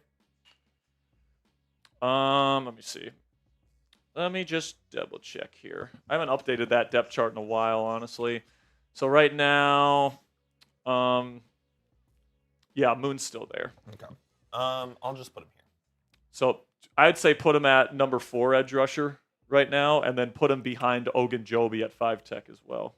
Well, we have Watt, Highsmith, and Herbig. Oh, okay. All right. So it looks like Omar Khan is definitely making it abundantly clear here, guys. They believe that this is a team that can compete for a Super Bowl. And they believe that Preston Smith is going to be somebody that bolsters, that's going to be able to bolster this defensive line down the stretch. Now, I'm hoping that they didn't give up too much for this. I'm hoping it's like a 7th-round pick.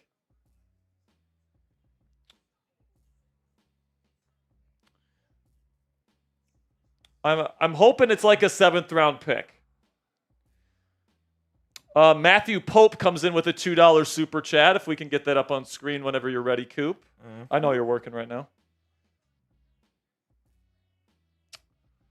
So what are your guys' thoughts on this trade? I like it. You know, he's going to be a rotational guy. It's going to be able to keep the Steelers' defensive linemen fresh throughout the season. It might also point potentially to Nick Herbig not being as healthy as maybe we want him to be at this point. Yeah. So keep your eye on Nick Herbig here because it was a pretty nasty hamstring injury that he had. So this might be a sign here that Herbig might miss this week or maybe even another couple of weeks. We'll see what happens with Herbig here. But at the end of the day, when we get into the playoffs, you have 4 legitimate players that can play outside linebacker for you. Not to mention Preston Smith, I think, can even play a little bit of 5 technique in certain situations. That's big time for you. So, I mean, as long as the Steelers didn't trade too much here, I think this is a really good move that really bolsters this front 7. By the way, Jersey Jerry is... God, Jersey Jerry. Shut up, Matthew Pope, $2 super chat says, should the Steelers go get Jacoby Myers? No. They're done at receiver. Matthew, I'm guessing you probably think Calvin Austin III stinks if you're asking that question. I think Calvin Austin III is pretty darn good. You watch his film this year, he's getting open all the time. And the reason why his numbers aren't better than they are is because Justin Fields rarely threw him the football when he was open, if I'm being completely honest with you. And then also Russell Wilson has missed opportunities to throw him the football as well. And the reason why that is because he's usually not the first read. Right? You got George Pickens, who's usually the first read on any given concept. But Calvin is somebody that does absolutely get open. So I think that the Steelers like him. I think they like his after-the-catch ability. I think they like his vertical threat ability. And honestly, Jacoby Myers fits more of what the Mike Williams role is, right? Kind of the bigger guy that's a good run blocker that catches tough catches down the sideline. That's more... I think Myers is a much better route runner than Mike Williams, and I probably would have rather traded for Jacoby if he was available. But honestly, I'm not even sure if the Steelers are interested in him. I haven't heard anything about the Steelers' interest in Jacoby Myers, and now that they have Mike Williams, I sincerely doubt they end up trading for him. But I appreciate your question, Matt. Kenneth Leonard Sr., one of our Black Diamonds, comes in here and says, Madden had Calvin Austin as a stud. What about Mingo? CA. Calvin Austin, he meant. What about Mingo? What about He's saying, Mingo? is he good in Madden? I honestly have no idea. I don't know. I mean, Calvin Austin is a stud in Madden because he's so good. He's so fast. You know, fast players in Madden are always good. If he's asking about the Mingo trade, I thought it was terrible. I think the Mingo trade was terrible for the Dallas Cowboys for sure. Dobby has a sock, says we need to trade Broderick Jones. Thoughts on that one, Jack? I don't think they're going to trade him. Is it possible that they trade for a right tackle before this deadline's over? Honestly, Coop, I think it's more possible now that after they traded for an edge rusher. I agree. I honestly think that after they made this move for Preston Smith, the likelihood of them getting an offensive lineman, I think it goes up a little bit. Yeah, slightly. We'll see if Omar's still working. I would still bet no that it doesn't happen. If I'd have to guess, this is probably the last move the Steelers make, but I would say the likelihood of them trading for an offensive lineman goes up after this deal because they're obviously looking to upgrade in certain positions. The most clear hole on the Steelers' entire roster right now is right tackle. So if Taylor Moton becomes available, if Kendall Lamb from the Miami Dolphins becomes available, I wouldn't be shocked if the Steelers make a move for an offensive tackle. I really wouldn't. Don't disagree. All right, are you ready to get into this this cut here? Yeah, by the way, Preston Smith has 2.5 sacks this year, and in the 3 previous seasons, he has 8, 8.5, and 9 sacks. So this is somebody that can absolutely still be a productive player in this league. So this is going to be another good one here. Let's get into our latest breaking news coverage. Oh, baby. we got to get to this first. We're getting to this first. We're going to get to this first. By the way, it's a 7th round pick. So update the trade graphic. It is a 7th round pick for Preston Smith. And for a player that's going to be a really good rotational piece on your defensive line, brings a lot of veteran experience, a lot of playoff experience to your room, essentially makes your outside linebacker room injury-proof unless there's multiple injuries, which would be unfortunate. All right, baby. Our first one of the day. This one's rolling in from Elevate LT's bang! Here we go, Steelers. Here we go. Here we go, Steelers. Here we go. Here we go, Steelers. Here we go. Everybody spam LT in the chat. Let's go. Elevate LT's coming in with a $100 super chat. Yeah, baby, yeah. Let's go. I love it, Elevate. Everybody give those LTs in the chat. Coop's giving shout outs. Let's go. I see my man Javen, Luke, Zachary, Noah, Seth, DJ S. Let's go, baby. Mike Parker. Let's go. Elevate LTs from the top rope. By the way, it's worth mentioning the Steelers had multiple 7th round picks to play with. Yep. So it makes sense for the Steelers to send one of them to Green Bay for Preston Smith. I like the move a lot. I think that it bolsters this defensive line, provides some I won't say much needed depth. I think they're actually okay with the depth right now, but provides additional depth. Provides additional depth to this Steelers defensive line. I love it. Let's get it going. Wait, Carter says, wait, did he put in another one? He did. Oh my! This one's rolling in from Elevate LT's bang! Here we go, Steelers. Here we go. Here we go, Steelers. Here we go. Here we go, Steelers. Here we go. $200 super chats from my man, Elevate LTs. Spam those LTs in the chat. Coop's giving shout outs. So glad to be a part of this family. Elevate, we're happy to have you, man. We know you're always in the chat, always showing love to us. So we greatly appreciate you guys. We love you, LTs. We love you. Give some shout outs to LTs in the chat. Give those shout outs to LTs. Coop's giving shout outs here before we get into the cut.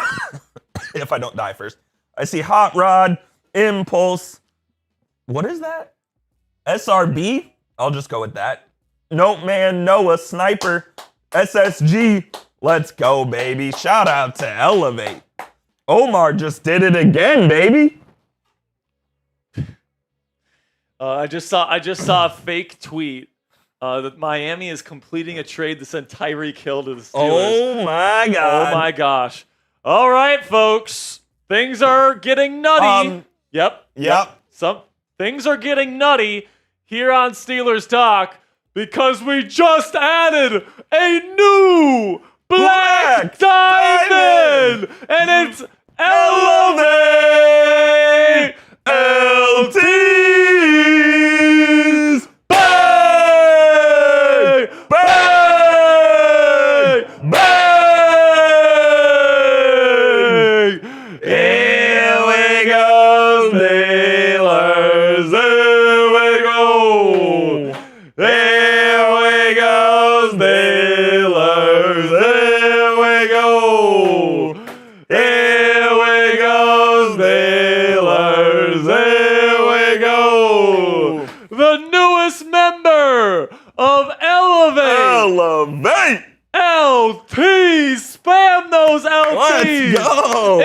chat $500 on a single stream to get him in the Steelers talk. Black Diamond Club, let's go, baby. Welcome to the club, Elevate LTs. Show them love down in the chat, baby. Woo! Show Elevate some love in the chat. Let's go. I saw somebody asking about Preston Smith's contract, so I'll look that up right now, actually. Shout out to Javen Reed Watt. Excuse me. Damian Reed, Watts Prods, Noah. You know what's crazy? Preston Smith is on this roster through 2026. Really? Now, it's interesting here because this year, he's only on the Steelers' payroll for $2 million. So $2 million cap hit this year. Okay, so the roster bonus is about a little bit over $400,000, and then his base salary the rest of the year is 1.6. Then in 2025, his cap hit goes all the way to $13.4 million. So that's a little scary. That is scary. Because it's like, what role are we really like? What this move tells me is that they may be open to trading Highsmith? Alex Highsmith, That's kind of what I was or thinking. potentially they might trade Preston Smith next offseason. Yeah. I don't know where the Steelers go from here. I don't know if the Green Bay Packers are taking on some of this salary, but for a rotational guy, paying him $13.4 and then $14.1 million in 2026 seems like a lot. It's interesting. I didn't know that about his contract. So I like this deal less now that I know that he is slated to make some money here. That's crazy. Like, Let's get into this breaking news cut. Let's not wait any longer here. Hopefully you do send in some big supers, but we do need to get to this news. and by the way, just to clear up, I don't mean trade Highsmith now. No. I'm saying, could they potentially entertain one next offseason? If they're planning on keeping Preston Smith, I mean, this is another relatively big contract on your defense for the next 2 seasons. All right, man, let's talk about it Let's here go. on Steelers Talk. Breaking news action coming at you guys. Wait, what's up? What's up? Wait, just making sure. Yeah, love it. Thank you. Looks great, Brown. Thank All you. right, Elevate LT says it's Super Bowl time. Let's go. It's breaking news time here on Steelers Talk. So let's talk some Preston Smith coming at you guys right now.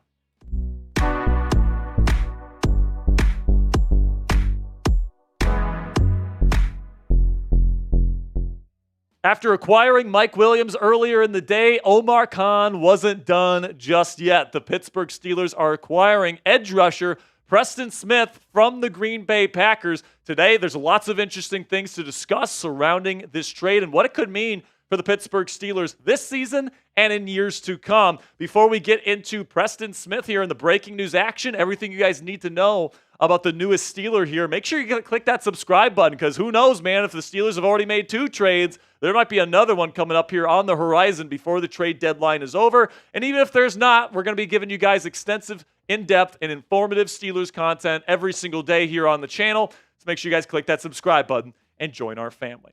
So the Pittsburgh Steelers are not done today, producer Coop here, as Preston Smith, edge rusher, formerly with the Green Bay Packers, longtime veteran, heading to Pittsburgh here in exchange for a 7th-round pick. Now, the Steelers had multiple 7th-round picks to kind of play with in next year's NFL draft, and I think this move makes it abundantly clear. The Pittsburgh Steelers believe that they are a legitimate Super Bowl contender this year and that they are bolstering this team to add depth, to add players that can help them win a 7th Lombardi trophy here during the 2024-2025 NFL season. So let me know down there in the comments section, what is your one-word reaction to this move? Let me know what you guys are thinking down there in the comments section. For today's pinned comment, YouTube's going to throw you an ad break here in just a couple of seconds. When that happens, take advantage of that time by answering today's pinned question.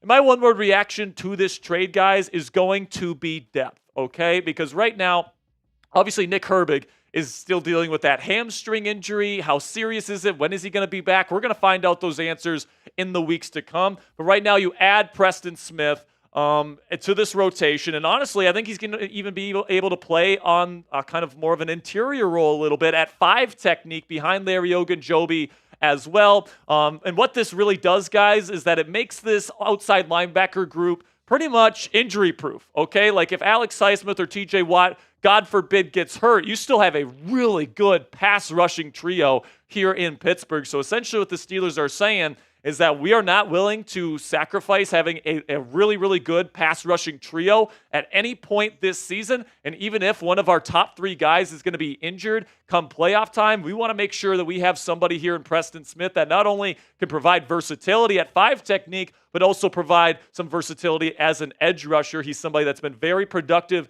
in his NFL career, and we'll go over his career stats here momentarily. But first, let's have a word from our sponsor here at Game Time. And Game Time is the fastest and easiest way to buy tickets for the sports, music, comedy, and theater in your area. The Steelers now have 2 new players on their roster. It's Mike Williams and Preston Smith. And who knows, Omar Khan might still be cooking. So if you guys want to see more Steelers games this year with these new players, with a really, really exciting Steelers team this year, you guys can check out the Game Time Picks feature, which is a brand new feature from our friends at Game Time. And it's super easy to use, guys, and it filters out the fluff to show you only incredible deals on great seats so you don't have to waste time searching through thousands of tickets. All you guys got to do is download the free Game Time app, find an event you want to go see, you select the Game Time Picks button at the top of the screen, and it automatically filters every single ticket in their database for you to find the best prices with the best seats and the best views to get you and your family the best deals on the Game Time app. And what I love about the Game Time app and why it's the only ticketing app I have on my phone right now is that you get the lowest price guarantee on any ticket to any event. You also get all-in pricing, so you don't get slapped with crazy fees at checkout. You also get flash deals, so you can get even cheaper tickets the closer you wait to game time.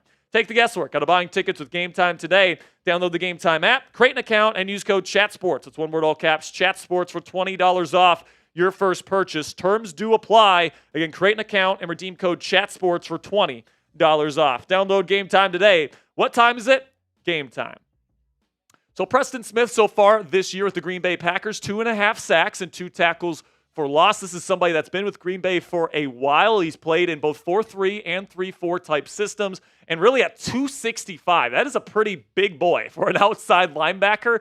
And that size is going to allow Preston to play multiple roles in this Steelers defense. I think he's going to be playing most of his time as an edge rusher and as a rotational guy, mostly as a run defender. I think he's a really good run defender. He really holds his spot well. And then also as a 5 technique in more pass-heavy situations. And I could even see him playing 3 technique, which is more of a true defensive tackle spot when the Steelers go to their NASCAR packages on 3rd and long situations. Take a look at his numbers throughout his career. This is somebody that's good for close to double-digit sacks just about every single year. He also gets into the backfield pretty consistently, and he is usually very reliable. You guys can see here, this guy has not missed a game in quite some time here. He never gets injured. He's going to be very reliable for the Pittsburgh Steelers. Plus, he's got a ton of playoff experience, ton of NFL experience, man. Like, this is somebody that is definitely one of the better depth additions to the defensive line that the Steelers could have dreamt of here as they look to make a run for their 7th Lombardi Trophy here for the rest of this 2024 season. And honestly, this move surprises me with Nick Herbig seemingly on the mend here. I kind of felt like the Steelers were just going to stand pat and they weren't going to spend a draft pick to get any defensive line depth help, especially after trading for Mike Williams earlier today. But Preston Smith is certainly somebody that helps this team and gets them even that much closer to a Super Bowl championship this year, because it really does help this team in terms of depth, in terms of keeping this defense and this defensive front somewhat injury-proof here. And you guys can see the stats this year. He's doing a pretty darn good job. And, you know, has he maybe lost a little bit of a step in recent years now that he's getting older? He's 31 years old. Sure. But it's certainly something here where I think Preston Smith is going to be able to help this team this year. And the cap hit for him for the Pittsburgh Steelers this season is going to be just over $2 million. So grade the move for me down there in the comments section. Give me an A, a B, a C, a D, or an F down there in the comments section. For me, I'm going to give it a B+. I think that it's a pretty good move. I think that it's going to help the Steelers defense, and it's going to bolster this team here to really, I'm not going to say completely injury-proof this team, but definitely get them closer as we get into the second half of the 2024 season. Make sure you guys click that subscribe button if you haven't already, because this wasn't the first trade that we had today. If you guys missed it earlier, Mike Williams was traded to the Pittsburgh Steelers in exchange for a 5th-round pick. We have a full video breaking down that move on the channel right now, so we'll put the link to that in the comments and description of today's show. And there is one more thing that I want to talk about when it comes to the Preston Smith acquisition here, and that is that his contract gets a little bit pricey in the years to come. He is under contract for the next 3 seasons, including this year, so 2 more additional years of Preston Smith. Okay, and his cap hits heading into those years is slated to be 13.4 in 2025 and 14.1 heading into 2026. And, it's going to be interesting to see here if the Pittsburgh Steelers end up cutting him, if they end up moving him, if they end up potentially trading a guy like Alex Highsmith to clear cap space in years to come. I don't know what the Steelers' plan is here in terms of handling the money on Preston Smith's contract in the years to come, but it's definitely going to be interesting here, and it certainly raises questions as to just how much money do they really want to spend on defense in years to come. I mean, if you keep Alex Highsmith, Preston Smith, and TJ Watt all on this roster and you still don't trade guys like Cam Heyward, Minka Fitzpatrick, and others who are making big money on this defense, this is already the most expensive defense in football. And if you don't trade any of these players next offseason, it's going to get even more expensive. All right. So it's going to be interesting to see how the Steelers handle the money aspect of the Preston Smith contract in the years to come. But for this season, I certainly think it helps this team. So I'm on board with it. So make sure you guys give me a follow on X for breaking news coverage on the Pittsburgh Steelers. You guys can find me at Jack_Sperry. And also make sure you guys click that subscribe button, because whenever there's breaking news, we're going to have you covered with a video right here on Steelers Talk. Thank you guys so much for all of your support. And until next time, here we go, Steelers. So when it comes to the guaranteed money and everything here, Coop, so if the Steelers decide to cut Preston Smith next year, it's about a $10 million cap hit. Yep. All right. And then if you decide to cut him in 2026, it's a little bit more feasible. It's $5.7 million in dead cap. So he's probably on the roster through next year. Yeah, it's like I said, it's going to be interesting. Do you trade Preston Smith next offseason? Do you potentially trade Alex Highsmith next offseason? I don't want them to do that. I love Alex Highsmith. I want them to keep our edge rusher duo as long as they possibly can. But yeah, the contract aspect of this Preston Smith trade is the most interesting part, honestly, of the entire day today. Absolutely. I mean, I kind of knew the Steelers were going to be in the market for a receiver and that they were probably going to get a deal done by the end of the day. But adding a guy in Preston Smith here that's going to be adding another $13.4 million cap hit to this defense next year, it's definitely a questionable decision, I would say, and it's gonna raise some questions as to what their plans are in future years. I don't know if questionable is the right word for me. I'd say intriguing. I think it opens up a bunch of possibilities. Like you mentioned, is Alex Highsmith a potential trade candidate this offseason? I kind of think this move for Preston Smith does open that possibility up. Does it open up a possibility? I don't think Nick Herbig extension is really impacted by this, or lack thereof. I don't think so either. But it does make things interesting for sure. But I will say this, Coop, you've got the best edge rusher room in the National Football League, and it's not close. I think you already had it even before this. And what I'm really interested to see, Coop, is how they use Preston Smith as an interior player. All right, Larry Ogunjobi plays the 5 technique here in Pittsburgh. Yep. I think that Preston Smith is going to be kind of that rotational 5 technique when Larry comes off the field. I think that Preston is going to be able to play almost like a true 3 technique pass rusher from the interior when they're in their NASCAR packages this year. I think that there's a myriad of ways that they can use Preston Smith, and I think Mike Tomlin and Terrell Austin are like, hey man, this guy's being made available on the trade market. Let's go get him. Let's go get him. He's going to help us win a Super Bowl this year. Yep, 100%. That's their thinking here. So Pat Lepla, one of my faves on the channel here, comes in with a $2 super chat, says, I think with this trade and Cam, we are good. Talking about Cam Sutton or Cam Heyward? I think Heyward. Yeah, I think that I think we're pretty good here, Pat. Obviously you still got Keanu Benton in here. Larry Ogunjobi is not terrible either. I'm a fan of the Steelers going out and making a push for a Super Bowl this year. I am a fan of the way that they're going about this. Go all in, baby. Yeah, absolutely. Do I wish maybe that they would have kept Deontay Johnson and then traded him for Brandon Ayuk at the draft? Yes. Maybe. Do I wish they would have traded or made a better effort to trade for DeAndre Hopkins? Yes. Do I wish that Cooper Kupp or DK Metcalf or Cortland Sutton was available to trade for? Yes. But none of those things happened, right? So I think going into the day, I think Omar Khan has actually done a pretty darn good job of helping this team get better. Firebug92 says, you think we can contend for a Super Bowl? I do. Yeah, Firebug, I do. And by the way, even if the Steelers didn't make any move today, Coop, I would still have the Steelers in my Super Bowl. Yeah, I would still have them among the favorites, I guess, to make the Super Bowl, man. Right now, I have them in my top 5 teams in the National Football League. Defense wins championships, and they have a great defense. They have a very good run game. They have a quarterback that has been there before that takes care of the football. They have all the ingredients. By the way, this offense has scored 31.5 points these last 2 weeks with Russ under center. The run game is getting going. And it could have been more. And then, what's that? It could have been more. And it could have been more. Plus, the cavalry is coming, guys. Like, you got Zach Frazier back this week, most likely. You're getting Cam Sutton. You're going to get Nick Herbig back Corey at some Trice. point. Got Corey Trice coming back here soon. You got Cordell Patterson coming back soon. Like, you're getting all these players injected into your roster here for the second half of the season. And the team was playing great football before they even showed up. Yep. So I'm loving where this Steelers team is sitting right now. I think Mike Williams adds a bit of versatility to this offense because I think you're going to see George Pickens be used in a bunch of different ways that we haven't seen him be used this year. Do you think they put him in the slot in some situations? Yeah. They've been using him a little bit in the slot this year, but not nearly as much as I think they could. I think they can get really creative with how they use George Pickens because you have a deep threat on the outside in Mike Williams as well. So, what's going on here? Oh my goodness. So we're less than an hour away from the trade deadline. Spice Creation says we will have over $70 million in cap space next year. I believe that is the case. Yep.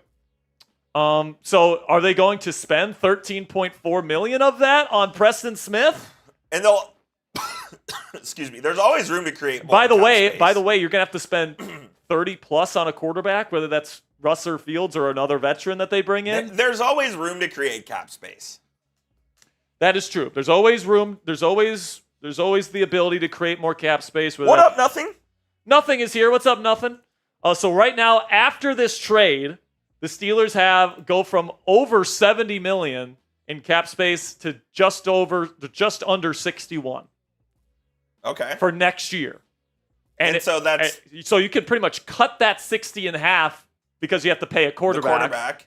And then Preston's what? And then if you want to re-sign players like Najee Harris, Elandon Roberts is going to be a free agent next year. Dante Jackson's going to be a free agent next year. Tag Najee Harris? I think you probably franchise tag you do. Najee. I think think you you do as well. And look, I mean, that's a lot of money for a running back, but in order to retain maximum flexibility, I think you might end up franchise tagging Najee Harris. Yeah, absolutely. So the Steelers get Preston Smith here just minutes, pretty much, after getting Mike Williams. So the Steelers are, I said it on Twitter on my initial reaction, I'll say it here. The Steelers are saying to you loud and clear, they believe this team is not only a playoff team, but a Super Bowl caliber team with Russell Wilson at quarterback. That is the message that the Steelers are sending. I ranked the Steelers 5th on my power rankings last week. And, with these moves, I think, maybe they don't go up in my rankings, but, I think that their chances do go up slightly to win a Super Bowl with these moves. I'll tell you what, I am fired up for this game against the Commanders on Sunday, man. I mean, the Commanders game is going to be interesting, all right? Because you got Marshawn Lattimore. Is he going to be able to play coming off that injured hamstring? And if so, he's going to be going up against George Pickens. Yeah. And by the way, if George Pickens is being covered by Marshawn Lattimore, that means you're going to be relying on Calvin Austin III and Mike Williams to pick up some of the slack. Is Lattimore a shadower, or does he stay on one side? What's that? Does Lattimore shadow, or will he stay? He can shadow. Okay. Yeah, absolutely. He'll shadow. Shout out Raquel. So Ben says, why can't we restructure Preston? We could. That's one of the options. But the thing about restructuring is that you're going to have to commit to more years with Preston. Yeah. And he is getting up there. He's 31 years old. So if he's not a good player, I don't know if restructuring is the right deal. for him. Shout right? out to Raquel with the $2 super chat.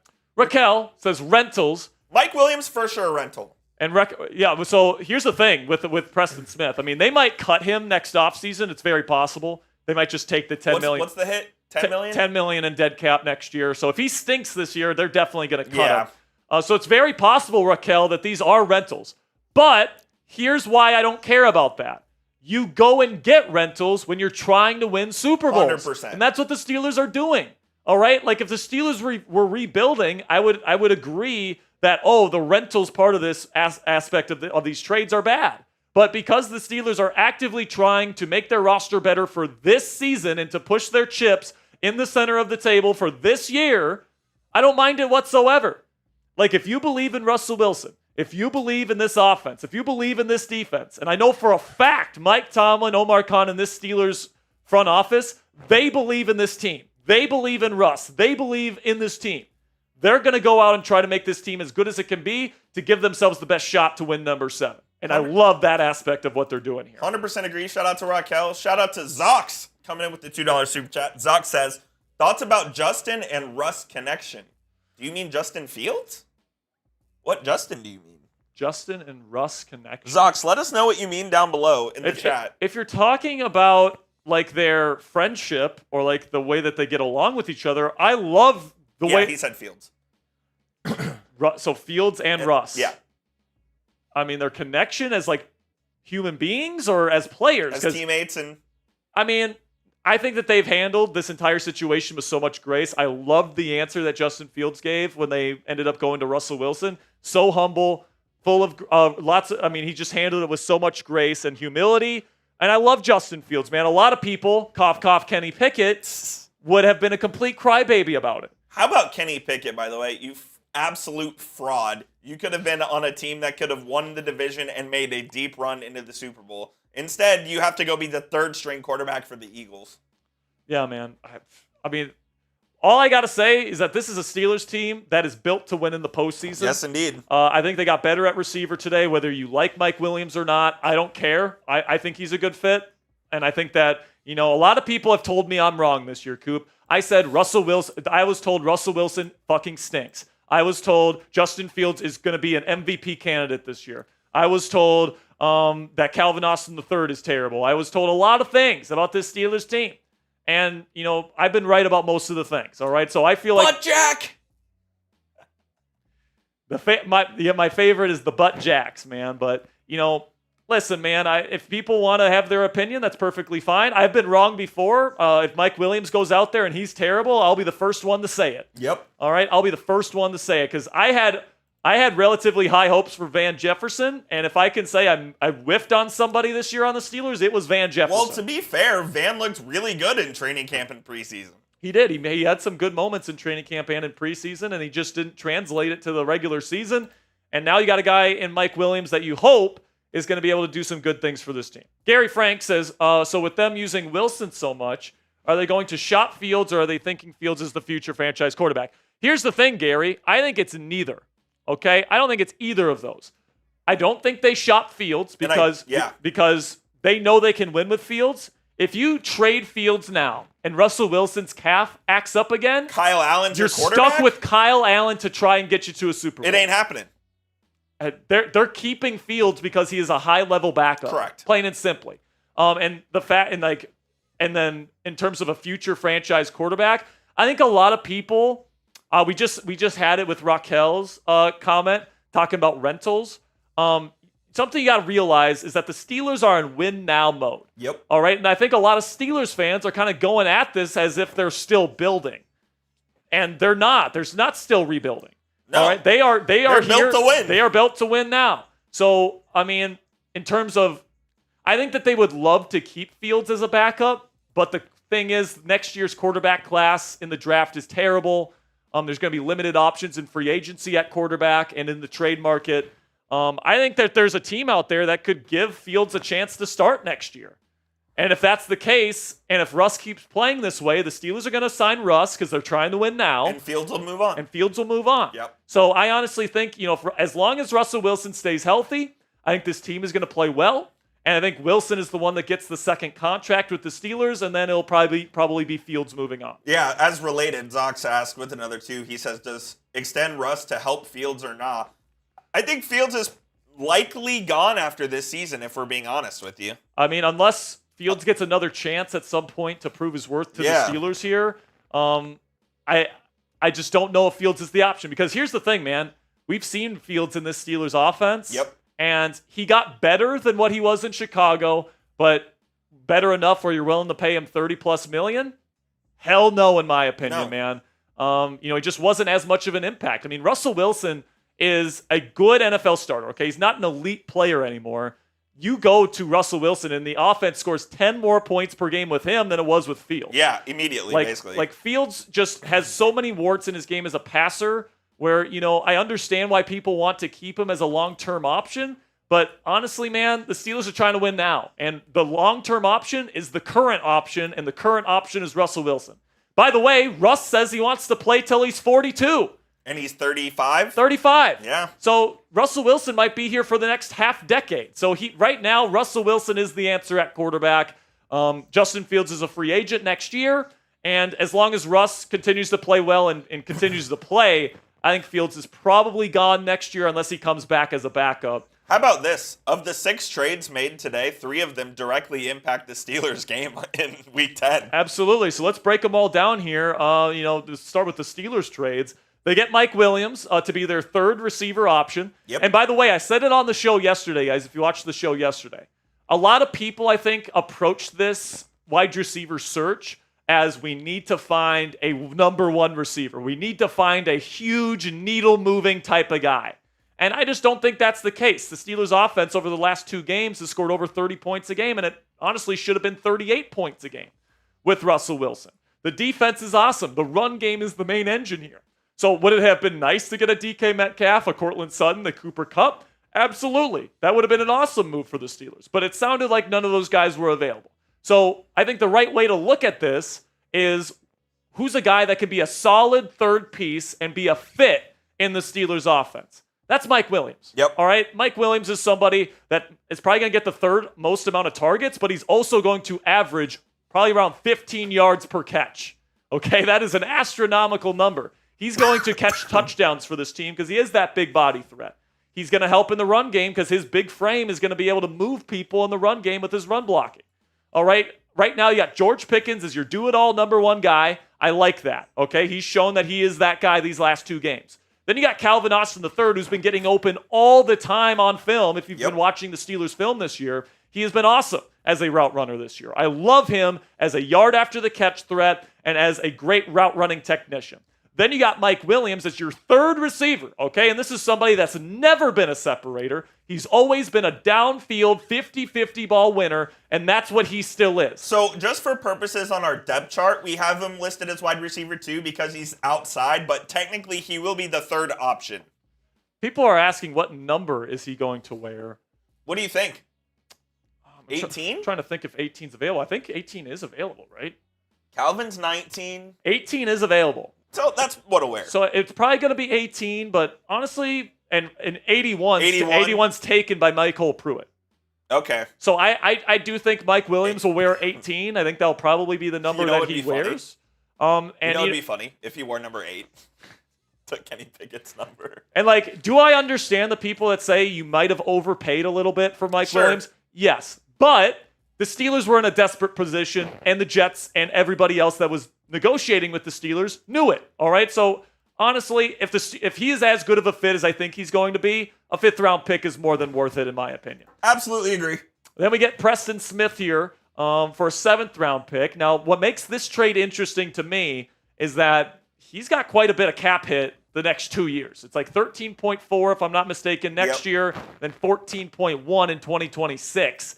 Now, not all that's guaranteed, so you could cut him, but it's like $10 million in dead cap next year if you cut him next year, and then it's around $5 if you cut him in 26. So it's going to be interesting to see what they do here. Do they trade him next offseason? Do they use him as kind of a cheaper option on the other side of TJ Watt and trade Alex Highsmith next year to get cheaper on defense? That's not something I would want to do, but I could certainly see the possibility forming here with Preston Smith. But honestly, Coop, what I think that this is that the Steelers saw an opportunity to make their defensive line essentially injury-proof and to give themselves a better chance to be a dominant defense and guarantee their status as a dominant defense in the playoffs, and they jumped at the opportunity to do so. Absolutely. I think their thinking is we're just going to take care of the money aspect later. Yep. I think Omar Khan saw an opportunity to improve his team, and he acted upon it. So full credit to Omar, man. We have a trade. Aggressive. We have a trade in the AFC North. Tre'Davious White is now a Baltimore Raven. Wow. Okay. Tre'Davious White is going to the Baltimore Ravens. There's a 7th-round pick swaps. So the Ravens give up a 2026 7th-round pick. And then the Rams give up a 2027 7th and Tre'Davious. Interesting. So the Ravens pretty much paid nothing for Tre'Davious White. But here's the thing. Tre'Davious White frickin' stinks, so I don't care about that trade. Fair enough. If anything, that's good for the Steelers. Mike Williams will cook him. There we go. We got yes, he will. That tiny yeah, he's going to cook them. Draw Riles says this defense is stacked. I think it's Dre. What's that? I think it's Dre. Yeah, Riles. Dre Riles. Sorry about that, Dre. Says this defense is stacked. Legion of Boom run coming. Are they that good? Cam Chancellor, Earl Thomas, Richard Sherman. I'm not going to go Brandon Browner. I'm not going to go that far yet, Dre. Bobby Wagner. But I mean, this team has some great players. No doubt about it. Honestly, I like the pass rush here in Pittsburgh better than the Legion of Boom, but I obviously like the secondary of the Legion of Boom better. I mean, that secondary was unbelievable. I mean, it was unbeatable. It was unbeatable at the time. So I think that, this defense isn't quite on the level of Legion of Boom, but don't get me wrong, it's a great defense for sure. So here is the official trade alert here. Tre'Davious White heading to the Baltimore Ravens. By the way, if you look at the Ravens' defensive numbers, they freaking stink this year. And that is unlike the Ravens, because when you think Ravens, you think good defense. I mean, here's the reason why their defense kind of stinks this year. They lost a couple players. Jadeveon Clowney comes to mind. And then what was really the big thing is that they lost like 3 or 4 high-ranking defensive coaches. Mike McDonald went to Seattle. Anthony Weaver was a defensive coordinator elsewhere. All these different people. And by the way, Baltimore was in on Marshawn Lattimore, but they couldn't get him, so they had to settle for Tre'Davious White. F the Ravens. Thank God Marshawn Lattimore did not go to Baltimore. F the Ratbirds. I would much rather play Marshawn Lattimore this week on a bum hamstring than have to play him twice in a Baltimore Ravens uniform. Speaking of Marshawn Lattimore, we might be playing him this weekend as he was traded to the the Washington Commanders. And honestly, Coop, we talked about it earlier. I think the Commanders are one of the most complete teams in the National Football League now. Because that move is exactly the move that they needed to solidify their defense. Look, they have been looking for an answer at corner all season long, and they just found it. Marshawn Lattimore is one of the best corners in the NFL, man. I mean, he hasn't allowed a touchdown in single coverage since 2021. There you go. Like he is he is so good. And by the way, that's the guy. If he plays, he's going to be shadowing George Pickens. So Mike Williams, get ready to get thrown the football this weekend, buddy. He is recovering from a hamstring, so it's possible he doesn't play this weekend. And by the way, I feel like Calvin Austin III needs to have a big game this week. Because Benjamin St. Juste, their number 2 corner in Washington, is actually a really good fit to guard Mike Williams. Because he's not fast, but he is big and he's physical. And then they'll have Sainer still in the slot. And he's going to be going up against CA3. And that's a good matchup. I don't mind that matchup. I think Calvin needs to win that matchup for the Steelers to win. And obviously the run game is going to be paramount for the Steelers this week. The Commanders' run defense kind of stinks. So I'm going to be looking for the Steelers and Najee Harris to really pound the rock this weekend. And, before this trade, I think my score prediction was 30-16. No. It was 33-26. No, 33-23 is what my score prediction was when I did the preview yesterday. We may have to update that. I'm going to have to update that, man. I think Marshawn Lattimore moves the needle here if he's going to be able to play.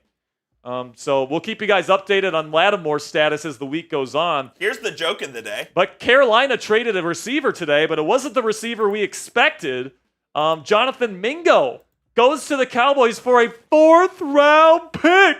Jerry Jones is one of the most senile people on this planet, man. Let's just refresh everyone's memory. They acquired Amari Cooper for a 1st-round pick. Correct.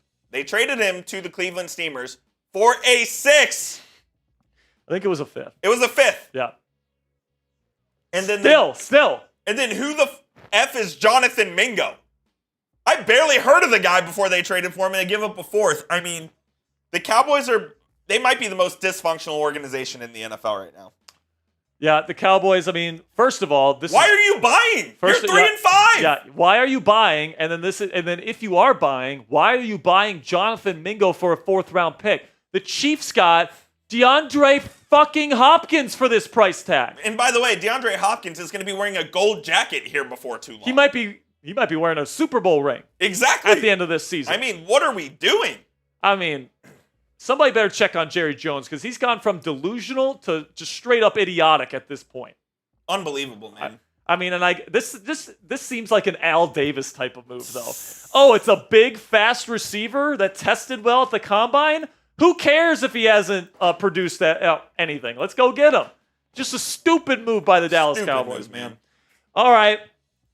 So we need to get to another Game Time read here before we keep going. So let's have a word from our sponsor here quick from Game Time, which is the fastest and easiest way to buy tickets for the sports, music, comedy, and theater in your area. And guys, we all know that experiencing a Steelers football game, especially live at Acrisure Stadium, is unlike anything you can get from watching the game on your couch. So Game Time Picks is a brand new feature from our friends at Game Time, which filters out the fluff to show you only incredible deals on great seats so you don't have to waste time searching through thousands of tickets. It's super easy to use. You just download the free Game Time app, find an event you want to go see, select the Game Time Picks button at the top of the screen. It says GT Picks on it, and it automatically filters through their entire database of tickets for that event to find you the best prices at the best seats with the best deals for you and your family. Plus, it saves you hours of research because you don't have to go searching on a bunch of different ticketing sites. And one of the reasons why that is, guys, is because Game Time has the lowest price guarantee on any ticket to any event, so you don't have to go shopping around. Also, you have all-in pricing right up front,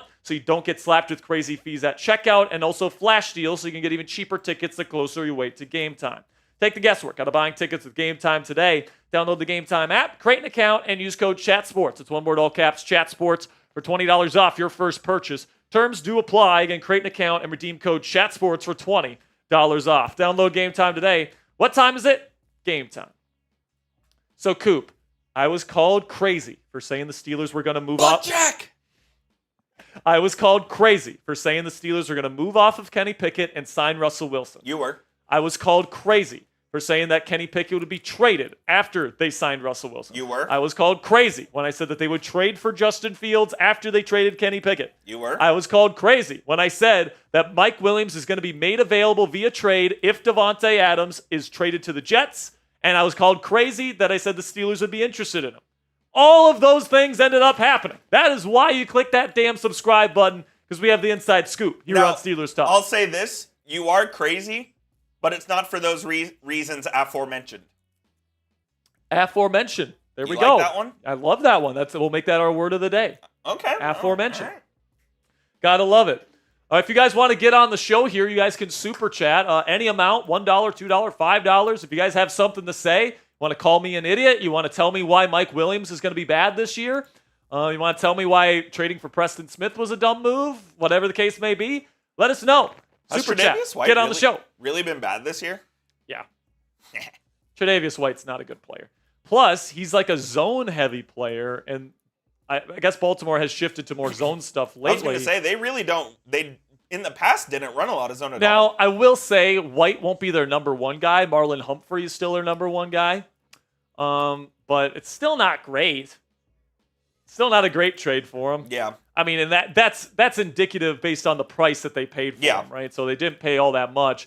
How far away are we from the trade deadline here, Coop? Let me get the counter up. We are 31 minutes away from the deadline. From the deadline. We're about 30 minutes away I'll here. say this. I would be shocked if the Steelers make another move. You'd be shocked? I'd be shocked. I'd be pretty surprised. I think that the likelihood of a third move was actually higher than what I would have said the second move was. I mean, yeah, I guess so. Because, like, if you're going to trade for a fourth edge rusher, Might as well just go balls deep. You could go. I mean, the likelihood of trading for a right tackle to replace the biggest hole on your starting lineup, yeah, it's not so far-fetched. Now, I mean, I don't know what the Panthers would want for Taylor Moton. I don't know what options are really out there for the Steelers. It might be nothing. Would you give the Cowboys a third for Terrence Steele? A third? No. We're already giving up enough draft picks, man. We gave up one of our fifths. Hey, gave up one of our sevenths. We're trying to go win a Super Bowl. I mean, fair enough, but I mean, I think the Steelers feel like Broderick's going to get better. I feel like I don't think he will either. I'm scared. Well, I'm scared to death that Broderick Jones is going to be the reason why the Steelers lose a playoff game this year. Either with a stupid penalty or he gives up a quick strip sack or something. Now I don't know, man. Do you let Dan Moore walk in free agency, move Broderick to left, and have Troy Fautanu play right? What's that? Do you let Dan Moore go in free agency, move Broderick to left, and let Troy play right next year? Is that kind of what they're thinking? No, that's the plan. The plan was to let Dan Moore walk this offseason, play Broderick. But he's played so well. Play Broderick at left tackle, and then you have Fautanu full-time at right tackle. But like you said, Dan Moore's played really well, and Broderick Jones has been horrible. Has not. Now, you can say, oh, Broderick Jones is a left tackle, not a right tackle. And by the way, fair enough, but there's also a lot of things wrong with Broderick Jones that just won't get fixed with him moving to the other side that he showed issues with in college. Yeah. He was a one-hand puncher in college when he was playing left tackle. Still is. Yep. He was a lunger in pass protection in college. Still is.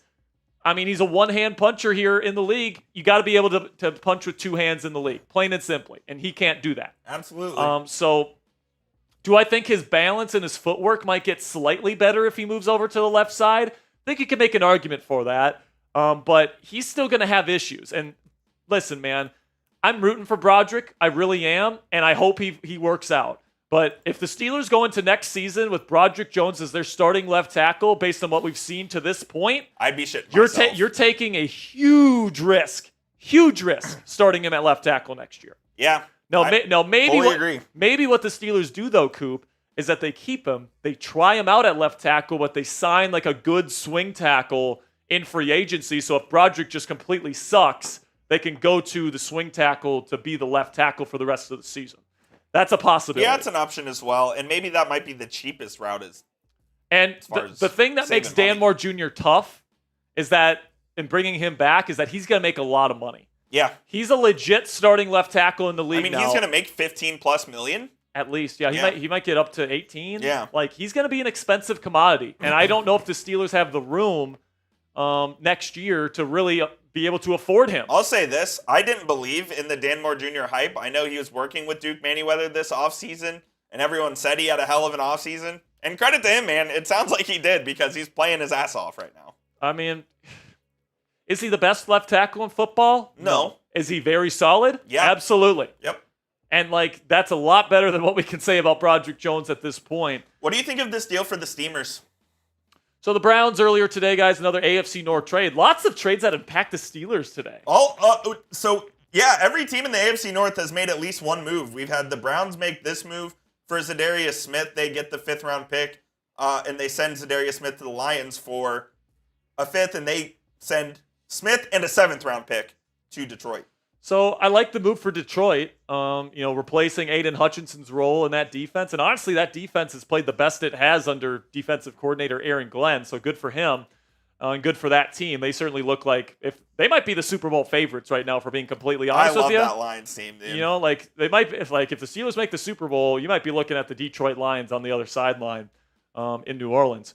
But the Browns are clearly selling. The Browns are clearly done this season. Their season's over. All massage parlors are going out of business in Cleveland. And honestly, the Steelers still play the Browns twice. Yep. The 2 games that the Steelers have against the Browns, they're the easiest games left on their remaining schedule. Are those must-win games? Honestly, I think they are. I don't know if they're must-win games. I think so. Because I have the Steelers at 11-5, and I had them splitting in my updated record prediction. I think the Steelers are a really good football team, and they're going to be able to beat the Ravens at least once. I think they're going to be able to. Oh, we're beating the Ravens twice. They're going to be able to compete against Philly and against Kansas City, in my opinion. And I think they probably split against Cincinnati this year. But I like where the Steelers are at. Speaking of Cincinnati, they traded for a player today too. Khalil Herbert is their new number 2 running back. Yep. Traded a 7th-round pick to Chicago for him. Not much of a needle-moving move there. It's Cincinnati's defense that's the problem, and I expect that to remain the case for the rest of this season, and what probably leaves them out in the cold in the playoff picture this year. Yeah, I think they're kind of on the outside looking in there. I mean, their offense is still pretty good, but yeah, that defense is just. But here's the thing horrible. too. The AFC standings. You need 7 teams to make the playoffs. Mm-hmm. So who are the 7 teams that make it? Like, who are 7 teams not named the Bengals that are going to make it over them? Because right now the Bengals are just 1 game off of 500 after an 0-3 start. Steelers, Chiefs. Bills. Texans, do they make it? I'm guessing they probably do. Bills. They can make it. Colts? Yeah, with Flacco possible. The Colts are going to be in that discussion for the 7th seed, but the Bengals are also going to be that team. I think the Baltimore? Bengals. I honestly wouldn't be surprised if the Bengals sneak in. Yeah, with the 7th seed at like a 9-8 record or something. You know what I'm saying? We might have 3 AFC North teams in Baltimore, Cincinnati, and Pittsburgh make the playoffs. I mean, I could see it. Yeah. I mean, that 7 seed is going to be a weak team in the AFC this year. You think it's a 9-8 team? Yeah. I mean, because right now you got Chiefs, Steelers, Ravens. Yep. I would say Bills. I think the Texans are still the favorite in that division. How about out west? Oh yeah. You got Kansas City. Just the Chiefs, yeah. But honestly, Chargers, Broncos are 2 teams that could make it. The Broncos are 5-4, and they are not good. Raiders definitely aren't. But I think the Chargers make the playoffs this year. Okay. They're a well-coached team, except for their offensive coordinator in the passing game. Greg Roman. And then you got Justin Herbert to just carry the passing, the scheme. So I actually like the Chargers a little bit. I think they have a cap on their ceiling because I think their passing game has a ceiling. But honestly, man, I think that the Chargers are probably a playoff team this year, and it could come down to Bengals, Broncos, and Colts, who ends up making that final AFC wildcard spot. Got a $10 super chat coming in from Captain Midnight. What's up, Captain? Good to see you. We'll get that on screen ASAP. Get you on screen here soon. Dominic says, I'm surprised that Jacoby Myers was not traded or got any interest. And why the hell do the Giants want to keep Slayton? The Giants aren't going anywhere. And the answer to your question, Dominic, is they like Slayton. And they like him. And I think that they probably want to re-sign him to a new deal next offseason. That's the only reason why you would keep Darius Slayton this year, is if you see a future with him. And it sounded like they were willing to deal him for like a 3rd or at the least a 4th-round pick, and the Steelers don't have a 4th-round pick to trade. Why is that? The condition on Justin Fields' trade. That's right. So Captain Midnight comes in here, says the Steelers will have to make room for Dan's salary, can't re-sign Russ and send him out there with no test and tackle. I actually agree. I mean... Yeah, man. That's gonna be a tough decision this offseason for sure. Because if Broderick keeps playing as bad as he's playing, I don't trust him to start at left tackle next year. You can't. I fully agree with this point by Captain Midnight. And you can't re-sign Russ and throw Broderick Jones out there as his left tackle. And by the way, I think Russ might stay here for a little bit of a discount. Because what's a discount? $25 million? Maybe. Because here's the thing he doesn't need the money. Because here's the thing about Russ. A, he doesn't need the money. He is a multimillionaire. His wife is a multimillionaire. What he cares about is legacy. He wants to win football games. What he cares about is a Super Bowl championship. He says he wants at least 2 more here in Pittsburgh. All right? So I think, if he knows that if he takes a $20 or $25 million contract so that they can sign a couple more players, like a Dan Moore, to help this team hopefully, compete again for a Super Bowl in 2025, I think he's going to do it. Yep. I mean, there's a reason why he accepted the vet minimum this year to go to Pittsburgh, because he wants a chance to, if I may quote Russ, to feel the chill of the trophy at least one more time. And he also wanted to have the Broncos pay as much as possible. That is true. The Broncos, thank you for paying $38 million to give us a Super Bowl caliber quarterback, buddy. Thank you. All I have to say is thanks to the Broncos. I mean, they're starting Bo Nix. They have Bo Nix It's unbelievable that team's 5-4. Russell Wilson and Sean Payton weren't compatible personalities, and they weren't compatible in terms of Russ's play style and what Sean wants from a quarterback. All right? Russell Wilson is perfect for this offense. He's perfect for what the Steelers need. I've said it since 2 months before they signed him. It's the reason why I advocated for the Steelers to sign Russell Wilson. It's because he is the best fit for this team. He's clutch. He's got playoff and Super Bowl experience. He's accurate. He can throw the ball down the field off of play action. And now he's got Mike Williams to throw to, Coop, a 50-50 ball winner that's also going to give you some touchdowns in the red zone. I'm excited to see Mike Williams in the condensed field where the tight windows and 50-50 balls, because that's kind of what he's good at. Doomify saying, Jack, look at the hot rod comment. What if Russ stays for 4 years and $60 million? He won't. That's what, $15 million a year? Yeah, it's not happening. Yeah. I mean, that'd be sick. Honestly, if Russ does that, good for him, man, and good for us. Because here's the thing about Russ. He's 35 years old. Okay, same age as Kirk Cousins. He says he wants to play till he's 42. All right, so whether you believe he can do that or not, I don't even know if he can do that or not. But, I mean, is it ridiculous to think that Russ could sign a 3 or 4 year deal here in Pittsburgh and, at a discounted rate? I don't think it's that crazy, man. I don't think it's crazy at all.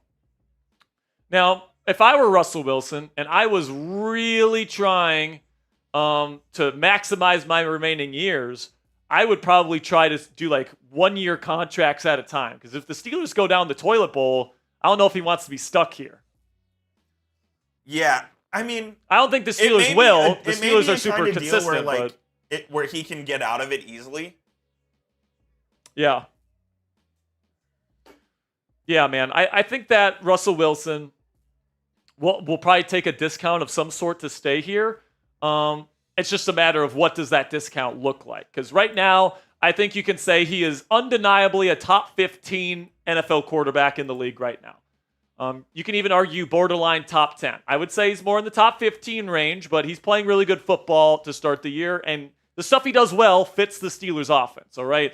So if he keeps playing like this for the rest of the season, you got to re-sign him, plain and simply, okay? And I think it's going to be interesting to see if he takes a discount, and if he does take a discount, what does that discount look like? Yep. Because depending on how much money the Steelers save on that discount, it's going to depend on what kind of players they can get in free agency, the players they can re-sign to extensions, all these different things. So it's going to be interesting to see what happens. Make sure you guys click that subscribe button if you haven't already, man. We're going to be here for every single big story that the Steelers have this season. We're going to be going live for every single Steelers game for the largest Steelers watch parties here on the YouTube platform. We're going to be going live this weekend at 12 p.m. Eastern, an hour before the Steelers kick things off against the Washington Commanders in a powerhouse matchup this week. It's going to be a good one, man. It's going to be a good one. We are 17 minutes away from the deadline here. 17 minutes away. Do the Steelers have one more move in their bag? I would say probably not. Is Omar cooking something? And honestly, if this is what we end up with today, Mike Williams and Preston Smith, I'm thrilled. I'm okay with it. In fact, I'm happy with it. Okay? I was worried heading into today that this team was going to not trade for anybody. Am I seeing that the Falcons are interested in Calais Campbell? Maybe, yeah. He was just there last year. I was going to say, he was a Falcon last season. So, we'll see, man. We'll see. We did have 2 7th-round picks, right, before we traded one for Smith? I believe we had 3, if I'm not mistaken. I think we had 3 before we traded for Smith, but it might have been 2. But bottom line here, the Steelers still have a 5th-round pick next year, and they still have a 7th-round pick for next year. So, you get a couple of these draft picks when you trade away Kevin Dotson, when you trade away other players. And the reason why you make those trades is so that you have the ammunition to go out and get players like this at the deadline. And for those, I think we need to rehash this again. For those saying that the 5th-round pick to get Mike Williams was excessive, you're trying to win a Super Bowl right now. Yeah. Is it an overpay? Maybe. If it results in the Lombardi, is one person going to be complaining? No. No, not at all. And like, I think you have a legitimate case to say, you know, it was an overpay, but it's not like the Steelers were in a position to negotiate. Okay? Yeah, everybody knew they needed a receiver. Like, everybody knew the Steelers were desperate. Okay? So you're going to have to pay a little bit of a premium, it sounds like, to get a receiver. Yep. And Mike Williams, you know, would I have rather had Darius Slayton? Yeah, but it sounded like they wanted a third-round pick for him, and I'm not paying the third-round pick for Darius Slayton.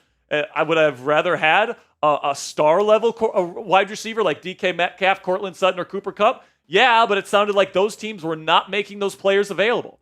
So somebody please tell me what you would have liked to have happen here. Like, it sounded like the Jets were not trading Mike Williams unless they got the 5th-round pick. In a perfect scenario, would I have liked Brandon Ayuk for our first-round pick? Sure. Ayuk hasn't been that great this year. Well, I think you probably could have got... So I think what the big mistake that Omar made this offseason was that he traded Deontay Johnson too early. Yep. It sounded like the Panthers were going to cut Dante Jackson, so you could have picked him up in free agency for cheap. You didn't have to trade for him. And then you could have kept Deontay Johnson so that you could trade him to the 49ers, and you could have traded for Brandon Ayuk and a second-round pick for Deontay. Yeah, he miscalculated that slightly. And before you say Brandon Ayuk sucked this year, they would have made that trade by the draft. Yeah, it would have. Like if he they would have had the whole offseason with the Steelers. If he would have had the whole offseason with the Steelers, I don't think he would have gotten off to the slow start that he did. And who knows? Maybe he doesn't get injured if he's with the Pittsburgh Steelers right now. So I think the big mistake that Omar Khan made this offseason, number one, they allowed another team to meet with their number one wide receiver target in free agency. That was Mike Williams. Yep. And he went to the Jets. Yep. And then number two, you didn't have any plan in free agency after he left, and your plan was Van fucking Jefferson. Who stinks. Yep. And then you traded Deontay Johnson without having a plan after that, when you could have kept him, still traded him, and gotten an all-pro caliber receiver in Brandon Ayuk. Yeah. If there's any criticism you can lay at the feet at Omar Khan, it's that. But after that mistake was made and you missed out on Brandon Ayuk, it sounded like Devontae Adams had no interest in signing a long-term deal with Pittsburgh, so that wasn't going to happen. You can make an argument the Steelers should have offered a third-round pick and a pick swap for DeAndre Hopkins. That's probably what I would have done if I were Omar Khan, but I understand why they didn't want to give up a day 2 draft pick for him. Now, overall, would you say you're pretty happy with how Dante Jackson has played this year? He's been all right. Yeah. You know, he's a good fit for what they do at number 2 corner. All right, he's a zone corner, and in this defense, you know, the Steelers want their number 2 guy to be a zone specialist, right? Levi Wallace, and now Dante Jackson fills that role, and he's very fast, and he's had some big interceptions. He's had some lapses in coverage, in one-on-one coverage this year, but overall, as far as number 2 corners go, Dante is pretty good. So, I mean, I like that Dante's here. I like him as a player, but you could have had him in free agency. You didn't have to trade for him. And if you really wanted to trade Deontay Johnson, and the Steelers did because he was apparently a locker room cancer, trade him to San Francisco for Brandon Ayuk. Absolutely. You know, and in hindsight, that was a big mistake to trade Deontay Johnson for as little as they did. So that's where I'm at. If you want to blame Omar Khan for something, blame him for not getting Brandon Ayuk. Don't blame him for spending a 5th-round pick on Mike Williams. That's where I'm at personally. Make sure you guys click that subscribe button if you haven't already. If you want to get on the show, use hashtag Steelers or Super Chat to get on the show right now. All right. If you got a question, if you've got an idea, if you want to just get on the show, get your comment on the show right now. Coop's going to pick the best comments. Hashtag Steelers or Super Chat here for the last 10 minutes of the trade deadline. If they make another trade, we'll do another breaking news cut. If not, we're going to end the show once the trade deadline passes. Yes, indeed. Steelers are waiving Rodney Williams to make room on the roster, by the way. Rodney Williams was on the active? Yeah. I didn't even know that. So, Rodney Williams has been cut. I'm guessing they'll bring him back on practice squad if he clears waivers. Yeah. So we'll see what happens with Rodney. Best of luck in your future endeavors, Rodney. Logie, coming in with a $2 super chat. Shout out Logie. Shout Haven't out, seen you in a while, man. Shout out Logs. It's good to see you, my friend. We still got over 1,000 people watching here, Coop. The Yinzers are anticipating another move. It's been a very productive show here on trade deadline day. Logie, $2 says, I'm betting $100 on Steelers money line on Sunday. That might be a dangerous bet, Logie. I might place a bet on Mike Williams anytime touchdown. Ooh. First touchdown of the season? We'll see, man. We'll see. He's for sure gonna play, right? Here's the thing, man. I think the Mike Williams thing, in terms of his production this year, people want to point to the production. He's caught 12 of the 19 passes thrown his way, and most of those are down the field. And if you want to show his season stats here, Coop, his average yards per catch, I believe, is over 14. It's 13.8, I believe. 13.8 right now. That's a very good number. It is. That I think I'd be willing to bet. Not many receptions. Not many receptions, but that's because he only has 19 targets. Correct. And if you know anything about 21 targets, my fault. If you know anything about Aaron Rodgers, okay? If you know anything about Aaron Rodgers and who he throws the ball to, it's the guys he has experience and chemistry and trust with. He had no time in the offseason to work with Mike Williams. He was rehabbing with that knee. So Mike Williams was the perfect candidate to just get effed by that New York Giants offense. Now he's going to the Steelers offense where he's going to be on the field almost every single play. That wasn't the case in New York. And he's going to be paired with a quarterback that is arguably perfect for his skill set. What is the one thing Mike Williams does at an extremely high level, Coop? He's an excellent 50-50 ball receiver and tough catch maker down the sideline. What does Russell Wilson do well? He throws balls with beautiful touch down the sideline and deep. Yep. It is a perfect marriage of strengths from quarterback to receiver. Okay? And by the way, you still have your true number one do-it-all receiver in George Pickens, who's going to be able to move around the formation more because you got a true X in Mike Williams.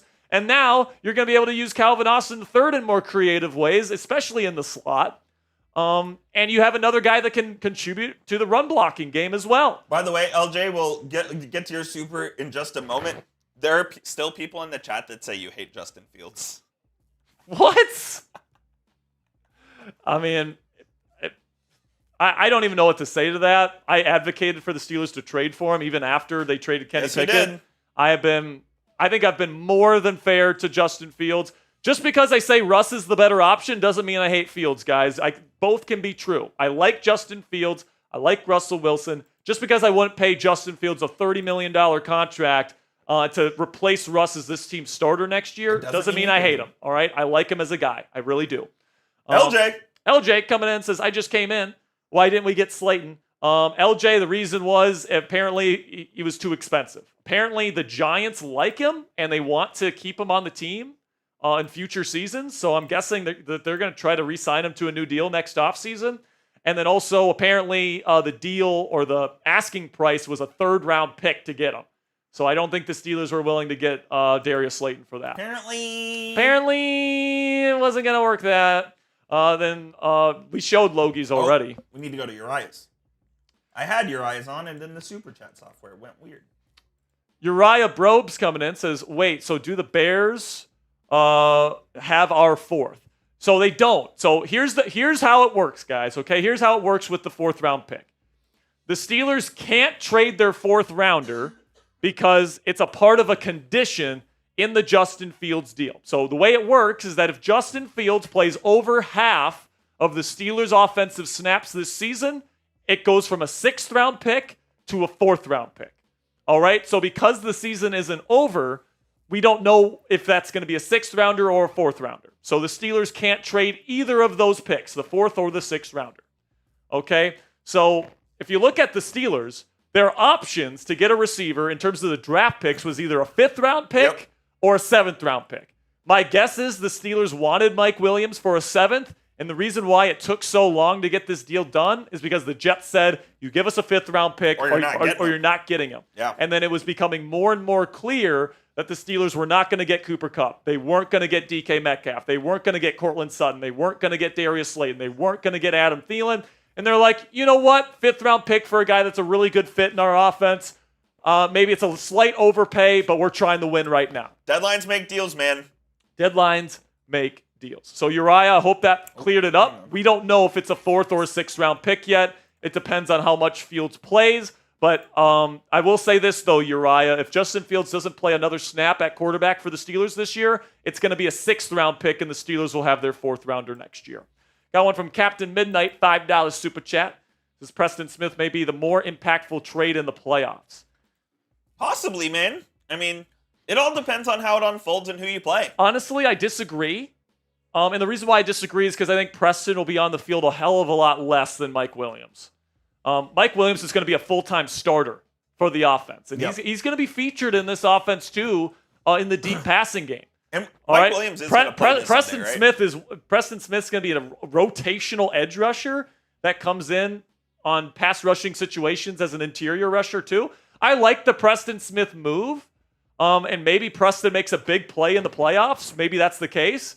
But I think that Mike Williams is the more impactful move today, at least in my opinion, just because of the usage rates between the two players. He is going to play this Sunday, right? I would assume. I would assume so, yeah. I would assume both these guys are in the lineup. And, what this allows the Steelers to do. So Jerry Dulac just tweeted, Steelers wanted depth at outside linebacker with Nick Herbig injured and DeMarvin Leal out for the season. So essentially what Preston Smith is, guys, is that he is DeMarvin Leal's replacement. Okay? He's going to be a 4th edge rusher, and he's going to be probably playing a little bit of 5 technique, which is a 3-4 defensive end position. So that's what they're bringing in Preston Smith to do. I like it. I don't hate the move whatsoever. The only thing that gives me pause about that Preston Smith trade is the money that the Steelers are going to owe him in the coming years. So hopefully they figure out the correct way. The money's interesting, man. So it's a $10 million cap hit. I wish it was $10. It's a $10 million cap hit if they cut him this offseason. He's owed $12 million if he's on the roster. So, I mean, is it an avenue to trade Alex Highsmith? Possibly. Do they keep him on the roster through next season and then cut him the following offseason? They have options with Preston Smith. Yeah, and we'll definitely have videos on the channel in the months to come breaking down what they're going to do with Preston Smith. It's definitely injecting an interesting dynamic into this Steelers roster next year because you're going to be paying TJ an extremely high number. You're going to be paying Alex Highsmith an extremely high number, and then you got Preston Smith who's going to be making $13.4 million against the cap next year too. So it kind of feels like you can't have all 3 of those guys in the same room next year unless you restructure one of them, which is possible. You could restructure TJ or even Alex at this point, even though he's already restructured. But it's going to be interesting, man. Logie coming in with a $2 super chat says possible Broderick Jones trade. I wish. JK LOL. I don't think they trade Broderick. I mean, obviously you acknowledge that with the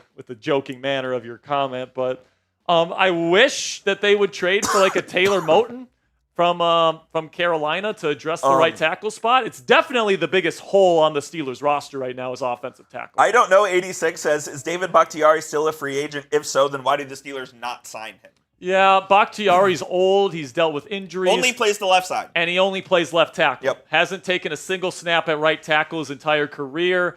And at this point in his career, I highly doubt that he'll move over. We know that Dan Moore Jr. is unwilling to move over to right tackle as well. So if you're getting somebody to replace Broderick, you're getting a right tackle, not a left tackle. If Bakhtiari shows a willingness to go to the right side, do you sign him right now and try to ramp him up for the next 4 weeks and get him ready for the stretch run? I mean... Who? Bakhtiari. If he says he's willing to move over to the right side. Well, we know he doesn't. So. No, that's what I'm just saying, if. I don't know. I mean...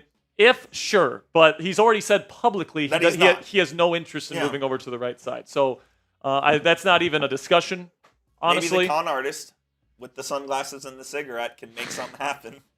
He did bring out the sunglasses and the cigarette today. He did deal 2 trades. So I don't want to hear anybody else ever again say the Steelers don't trade because they do. This is not Kevin Colbert. This is not your grandpa's Pittsburgh Steelers. Okay, they are aggressive. They are making moves.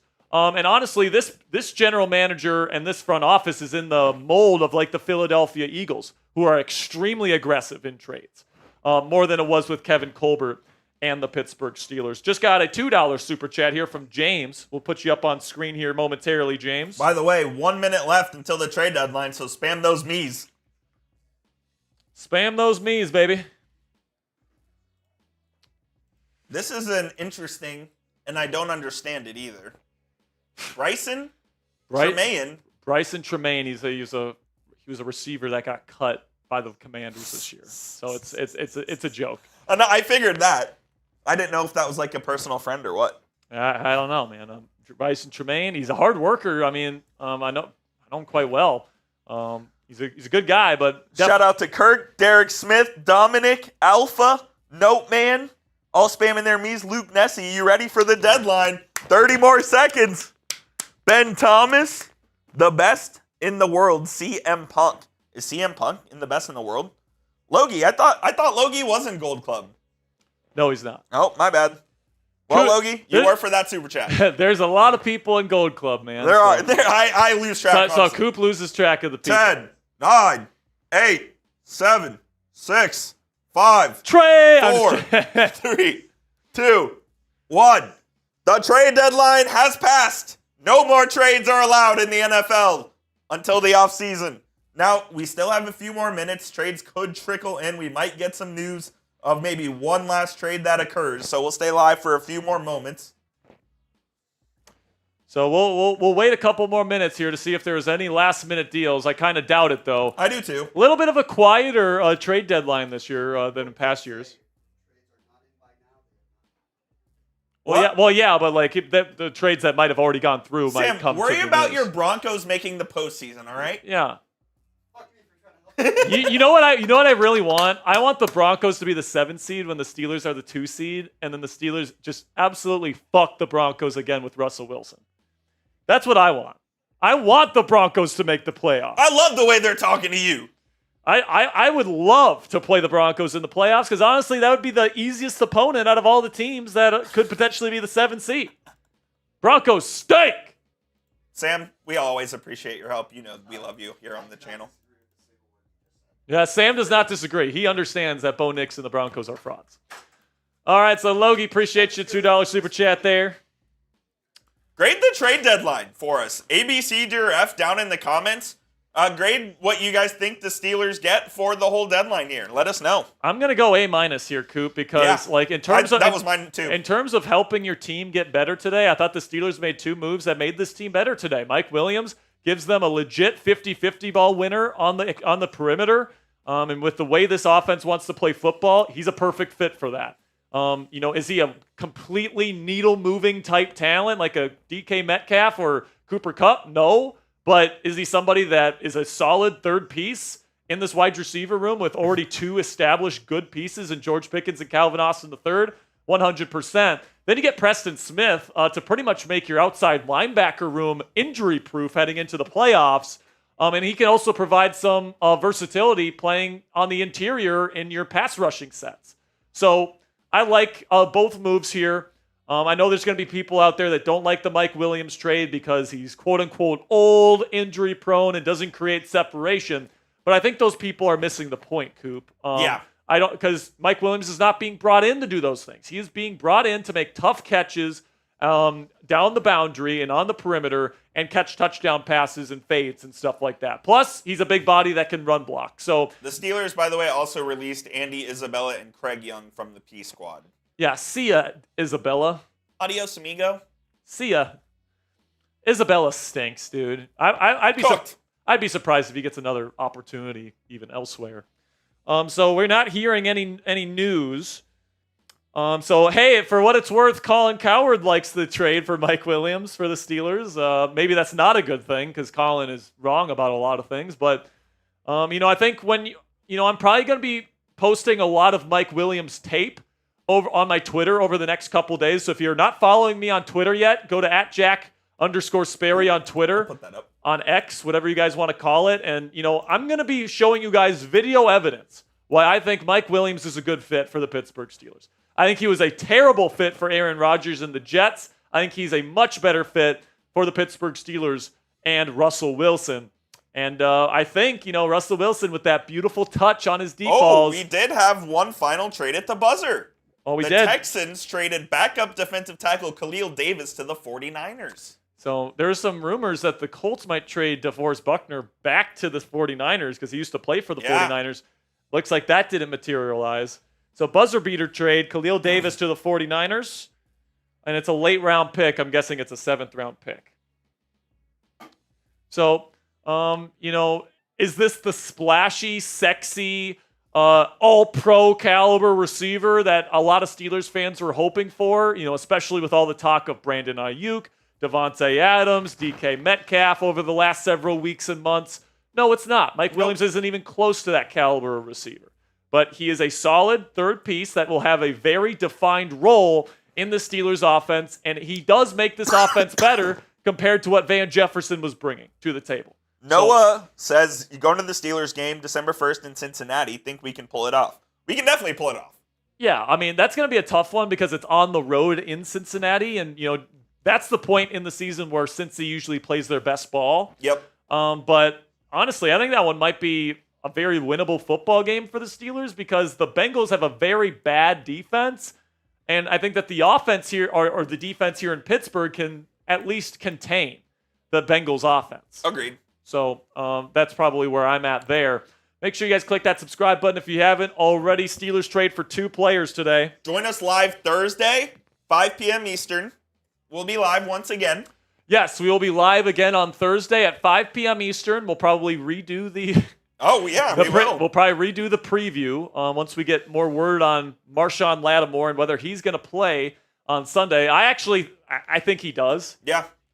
And Mike Williams will too, so we have to redo it anyway. Yeah, so Mike Williams is probably going to play. Preston Smith is probably going to play. And then Marshawn Lattimore, I'm guessing, will play for the Commanders. So we'll probably have our preview on Thursday as well. And or we can do that tomorrow. Yeah, we'll figure it out. We'll figure something out here. But we got a bunch of great Steelers content coming your way. Steelers trade for Mike Williams and Preston Smith today. And you know what? I think they, just to put a nice little bow on this show, Coop, I think they came into today as a legit Super Bowl contender. Yep. And whether they got a receiver or not, I think that this offense is good enough to compete for a championship. But now that they've got these 2 players, I think that they're an even more well-rounded team, and they're even more dangerous to the other teams in the AFC and the NFL at large. I have 2 things to say. Number 1, I think the Steelers got better today, which is always the name of the game. Yep. And number 2, a large shout-out to Elevate LTs. Yes, Elevate LTs. $500 in Super Chat on today's show. We were able to hit the gong for him today. Baby. Our newest Black Diamond Elevate LTs. You're a real one. We appreciate you. And that's going to be it for today's show, man. Thanks to everybody. Hell of a show.